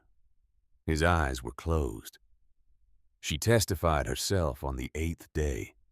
She had thought all morning that she would be afraid, that she would shake, that her voice would not come out the way she wanted it to. She was not afraid. She walked up to the witness stand in a navy dress May had altered for her over 2 evenings at her kitchen table. She put her hand on the Bible. She swore the oath. She sat down. Karen Voss walked her through it. She told the court about her husband, about the kind of man he had been, about his neat handwriting and his clicking pens and the way he kept a notebook of every kindness anyone had ever shown him, because his grandfather had taught him to. She told the court about the tackle box on the high shelf of her closet. She told the court about the 3 notebooks. She told the court about the morning she had reached for them 3 years after his death, looking for $5 for her daughter's breakfast. She told the court about the gas station on Pratt Street. She told the court about the $8. She told the court about Smoke's hand on her wrist. She told the court about Bessie Tate at her door. She told the court about Richard Holloway and her laundromat. She told the court about Miss Penny on her welcome mat. When Karen Voss asked her how she had felt that night, looking at her daughter's doll on her own porch, Imani thought for a moment and then she said, "Ma'am, I felt the way my grandmother must have felt on that sidewalk in Memphis the year I was 12. I felt invisible. I felt walked past. I felt the world try to teach me one more time that good things are rare and bad things are stronger." "And what changed your mind?" Imani looked at the jury. "I changed my mind. The jury came back on the morning of the 9th day. They had deliberated for less than 4 hours. The foreman was an older black woman named Mrs. Wheeler, a retired postal worker. She stood up with the verdict slip in her hand. The judge asked her if the jury had reached a verdict. She said, "We have your honor." She read, "On the count of conspiracy to commit housing fraud, guilty. On the count of bribery of public officials, guilty. On the count of intimidation of a witness, guilty.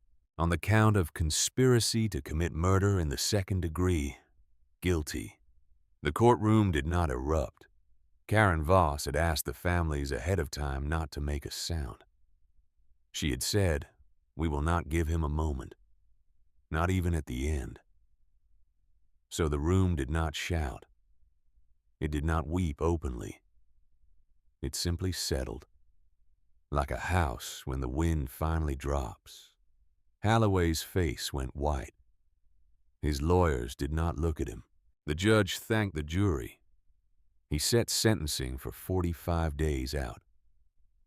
He had Holloway taken into custody pending sentencing on the murder count, which under state law was non-bailable. The bailiff put the cuffs on him in front of the courtroom. His soft white hands looked for the first time exactly the size they were. As they walked him out, his eyes found Imani's one more time. There was no smile this time. Imani did not smile either. She held his gaze until he was gone. 3 rows behind her, Bessie Tate stood up. She had been at every single day of the trial. Imani had not asked her to come. Bessie had simply appeared on the first morning in her best gray dress and sat down and come back the next morning and the next. Now she stood up. She squeezed past 3 other people in her row. She walked into the aisle. She walked up to the front of the courtroom. She turned around slowly and faced everyone. "Mrs. Tate," the bailiff said, "court is still in session. I know it is, son. I have something to say." The judge looked at her over his glasses. Imani could see the moment he chose to allow it. "Go ahead, ma'am." Bessie put her hand to her chest. 12 years ago, my grandson, my only grandson, was born with a hole in his heart. We did not have insurance. The hospital was going to discharge him. The surgery was going to cost more money than my family had ever seen in 3 generations. 2 days before they were going to send him home, a check arrived. Anonymous. Hand-delivered. An entire surgery paid for. With a little card. A little white card. It had a logo on it. A crown with wings. She paused. I asked my pastor where it had come from. He told me. He said it was the bikers. He said it was Hannah's light. And I told him I did not want to know. I told him I did not want my grandson's life to have been saved by men in leather. I told my whole family to never speak of it. I told myself the church had prayed for that money. I told myself the Lord had sent it. And in private, in the quiet, I held my grandson on my lap, and I knew the truth, and I was ashamed. Her voice was steady. When the news of what happened at that gas station first reached our block 4 months ago, I went to her door before sunrise. I told her she was too soft. I told her she was making a mistake. I told her she was bringing trouble. I said all of that to a woman who had spent her last money to save the life of one of the men who had paid for my grandson's heart. She turned. She looked at Imani. "I owe you an apology, child. I owe you a public one. Because what I said to you in private, I said for everyone on the block to follow, and they followed, and I let them." She walked across the courtroom. She stopped in front of Imani's pew. "Mrs. Brooks, Mrs. Tate, I am sorry. I am sorry I judged you. I am sorry I judged him. I am sorry I have spent 12 years pretending the kindness in my own life came from somewhere else." Imani stood up. She did not say it is all right, because it had not been all right. She did instead what her grandmother had taught her to do. She opened her arms, and Bessie Tate, 60 years old, Deacon's widow, came into them and laid her gray head on Imani's shoulder and cried the tears she had been swallowing for 12 years. And the courtroom watched in silence, and somewhere in the back of the room a man in a clean shirt with no patch on it raised his hand to his eyes. The first night Imani brought Zariah back to the apartment, she did 3 things. She walked into the kitchen. She opened the pantry. She broke the small lock on the lower cabinet that she had put there 2 years ago, when money had been so thin that she had been rationing crackers a single sleeve at a time, so that there would be food for Zariah's lunch all week. She had used the lock to make sure she counted twice before she opened it, to make sure no quick hand hers or anyone else's took more than the day was supposed to give. She broke it with a screwdriver. She left it broken.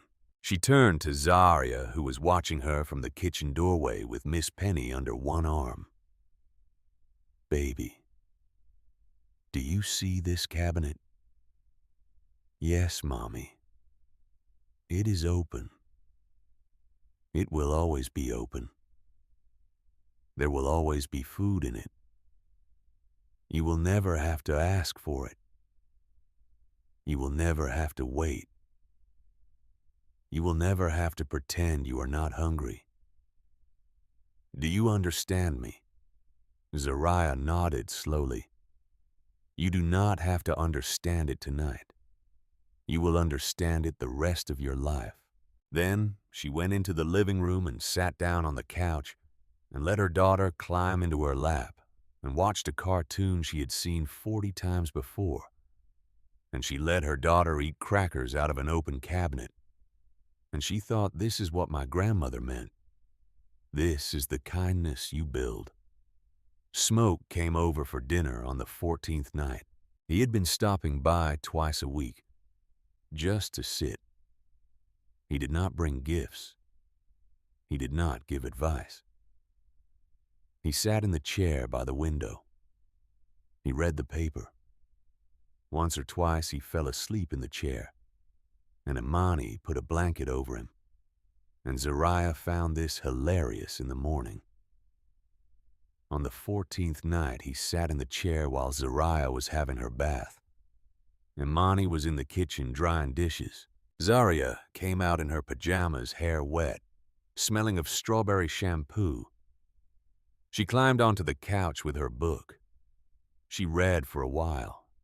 Imani did the dishes.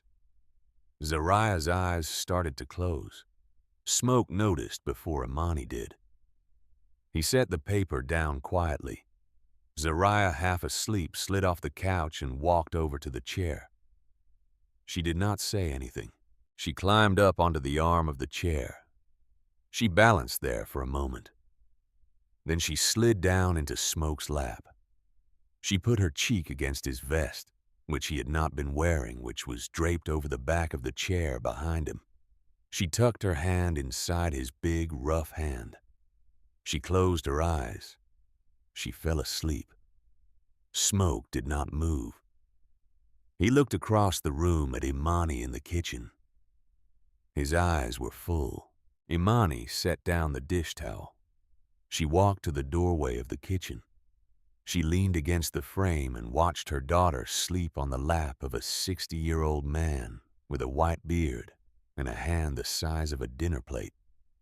And she thought, my child has just chosen a grandfather. She did not say anything.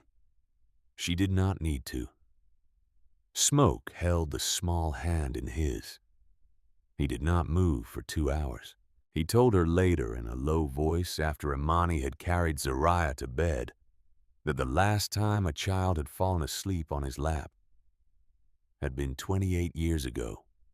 That it had been Hannah. That he had not known he could be allowed to feel that warmth again. That he had not been sure the world would let him. Imani put her hand on his shoulder and stood beside his chair for a long time. The Hannah's light office voted unanimously in a meeting Smoke deliberately left, so Imani would not feel his hand on the scale to promote her to Director of Community Outreach. The decision came with a real desk, a nameplate, a health plan that covered every part of Zariah's care, including the asthma specialist they had been unable to afford for 3 years. It also came with the building, the vacant lot on the corner of her own block, the lot that had once been a Halloway Holdings property, scheduled for redevelopment, the lot that had been seized as part of the asset forfeiture from the trial was deeded to Hannah's Light by the court. The board voted to build a community center on it. The board voted to name it Brooks House. Imani told them no. She told them with respect that her name did not belong on the building. There were 2 minutes of silence. Then the board chair, an old woman named Faye, who had run the farmhouse safe house for 8 years and who had buried 2 husbands and 3 siblings, said, "Then who, baby?" Imani put both hands flat on the table. Brooks House, after Brooks Pearson, after Darnell Brooks Pearson, after my husband. Because he started it. He went to a meeting on a Tuesday night, and he never made it home. But the road he walked toward that night is the road we are standing on right now. So you put his name on the door. You put it in the brass. You put it where the children can see it when they come in to learn how to read. The board did not vote again. They did not need to. Construction broke ground in the spring. Tyree Whitlock did the framing for free. The Mendelsohn brothers donated the wiring. Hattie Carter came every afternoon at 4 o'clock with a thermos of sweet tea for the workers and a folding chair, and sat in the middle of the lot and watched. Bessie Tate organized the women on the block to feed the crew on Saturdays. May Wilkins came over on Sundays to help paint. The building rose. It took 6 months. On a Saturday morning in late October, a year and 4 days after a woman walked into a gas station on Pratt Street with $8 in her pocket, the doors of Brooks House opened to the public for the first time. There was a small ceremony. The mayor came. He did not speak long. The pastor of Bessie Tate's church said a prayer. The local news came with 1 camera and 1 reporter. Imani was asked to cut the ribbon. She asked Zariah to do it instead. The 7-year-old in a blue dress with Miss Penny tucked under one arm walked up to the ribbon with a pair of scissors that were too big for her hands. And Smoke knelt down and helped her hold them. And the ribbon fell, and the doors opened. Inside Brooks' house, there was a job training room, a medical clinic that ran 2 days a week, an after-school program, a food bank with no lock on it, a small library with a rocking chair.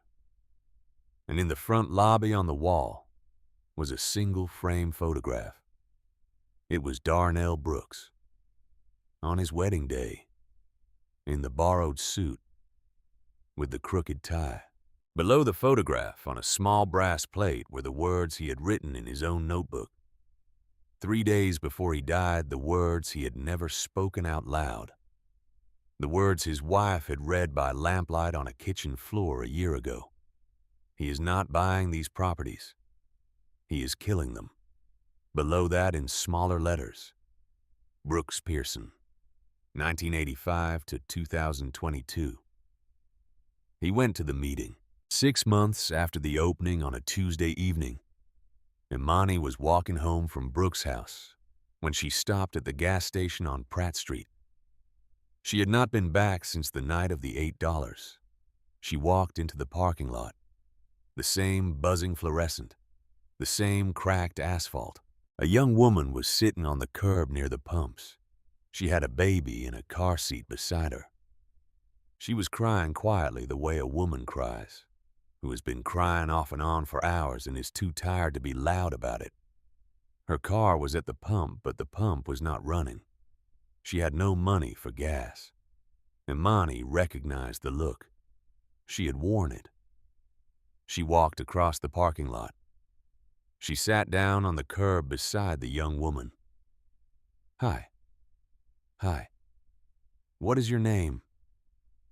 Tasha. Hi, Tasha. I am Imani. Tasha did not look up. What happened? I just need to get my baby to my mother's house. I do not have money for gas. I do not have anywhere else to go tonight. I just got laid off this morning. I will figure it out. I just need a minute. Imani reached into her coat pocket. She took out $50. She also took out a small white card with a crown and wings on it. She set them both on Tasha's knee. Tasha looked down. She did not understand. What is this? $50 is for gas. The card is for tomorrow. You call that number tomorrow morning. You tell them Imani sent you. They will help you find work. They will help you with your baby. They will help you with whatever you need. You do not have to be alone with this, Tasha. Tasha started to cry harder. Why are you doing this?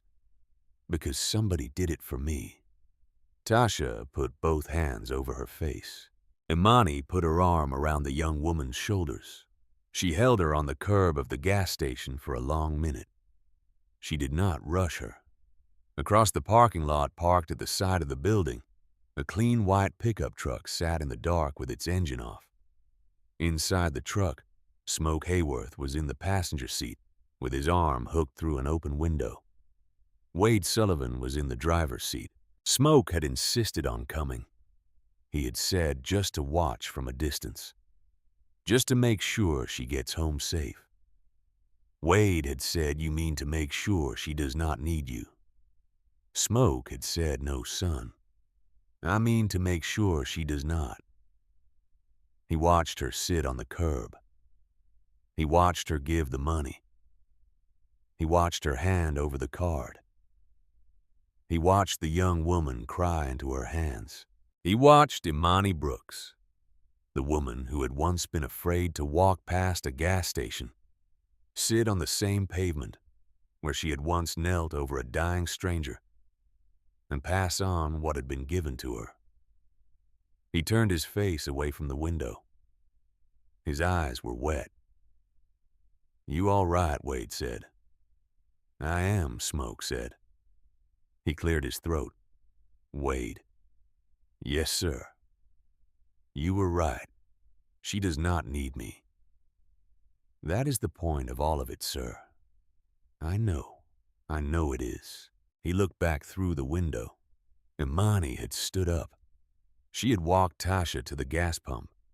She was working the pump for her while Tasha sat in the driver's seat with the baby in her arms. Smoke looked for a long time. If Hannah were alive today, Wade, she would be 35. She would be a grown woman with children of her own. Yes, sir. I have spent 28 years trying to be the man she would have wanted me to be. You are, sir. He shook his head slowly. I am not. Not the way I thought I would be. I thought I had to fix everything for everybody. I thought I had to be the rescue. I think now what she would have wanted is for me to teach somebody how to be the rescue, and then sit down and let them work. Wade nodded.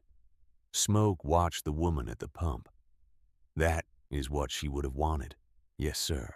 Smoke said something quietly, almost to himself, almost to a daughter who had been 7 years old and was now somewhere the eyes of the living do not reach. He said, Baby, Daddy is finally all right. Then he turned to Wade. Take me home, son. My work tonight is done. The pickup truck pulled out of the parking lot. The taillights disappeared down Pratt Street toward the highway. Imani Brooks did not see them leave. She was at the gas pump with a young woman she did not know yet but would. When the tank was full, she closed the cap. She tapped the side of the car twice the way her grandmother used to tap the side of a kitchen table when a meal was ready. She walked Tasha back to the driver's side. She knelt down by the open window. You drive safe. You call that number in the morning. You promise me. I promise. Tasha drove away. Imani stood alone in the parking lot for a moment. She looked at the pavement where a year ago she had knelt over a dying man. She put her hand in her coat pocket. Her fingers closed around the $1.50 in change she had once carried home from this same gas station and never spent. She still kept it on her every day, a small reminder of who she had been on the night she had become who she was. She walked home. She walked past the boarded-up Baptist church on Carver Street, except it was not boarded up anymore. The congregation had reopened it the previous month with a fresh coat of white paint and a new sign. She walked past the empty lot where she and Darnell had once watched the sunrise, except it was not empty anymore. Brooks' house stood there now, lit warmly from within the after-school program still in session. The laughter of children faintly audible through the front window. She walked past Bessie Tate's porch. Bessie was sitting on the porch swing with a cup of tea. Bessie raised her hand. Imani raised hers back. They did not need to speak. She walked up to her own apartment. Mrs. Lane was inside with Zariah. Zariah ran to the door when she heard the key in the lock. "Mommy?" "Hi, baby. Did you have a good day?" "Yes." "I drew a picture of a horse. A horse. A horse with wings." Imani knelt down and picked up her daughter and held her against her chest in the doorway. She closed her eyes. She thought of her grandmother. She thought of her husband. She thought of a man named Smoke, who had come into her life on a buzzing fluorescent night and was at this moment somewhere in the city, riding home with his work done. She thought of the young woman she had just left at the pump, who would be a mother coming through the doors of Brooks' house tomorrow morning looking for help and finding it. She thought of her grandmother's voice. "Kindness costs nothing, baby. And sometimes it is all we got to give." She kissed the top of her daughter's head. She carried her inside. She closed the door behind them. The kitchen light was warm. The cabinet in the corner stood open the way it had been standing for a year, the way it would stand for the rest of their lives, with food on its shelves and no lock on its handle. Outside on the block, the streetlights came on one by one. A woman who had once had $8 and a choice now had a house, a daughter, a community, and a lifetime of choices ahead of her. And somewhere in a quiet office on 9th Street, a small white card with a crown and wings was being slid across a desk to a tired young woman holding a baby, and the long, slow story of kindness. The only thing any of us truly leaves behind was being passed on once again.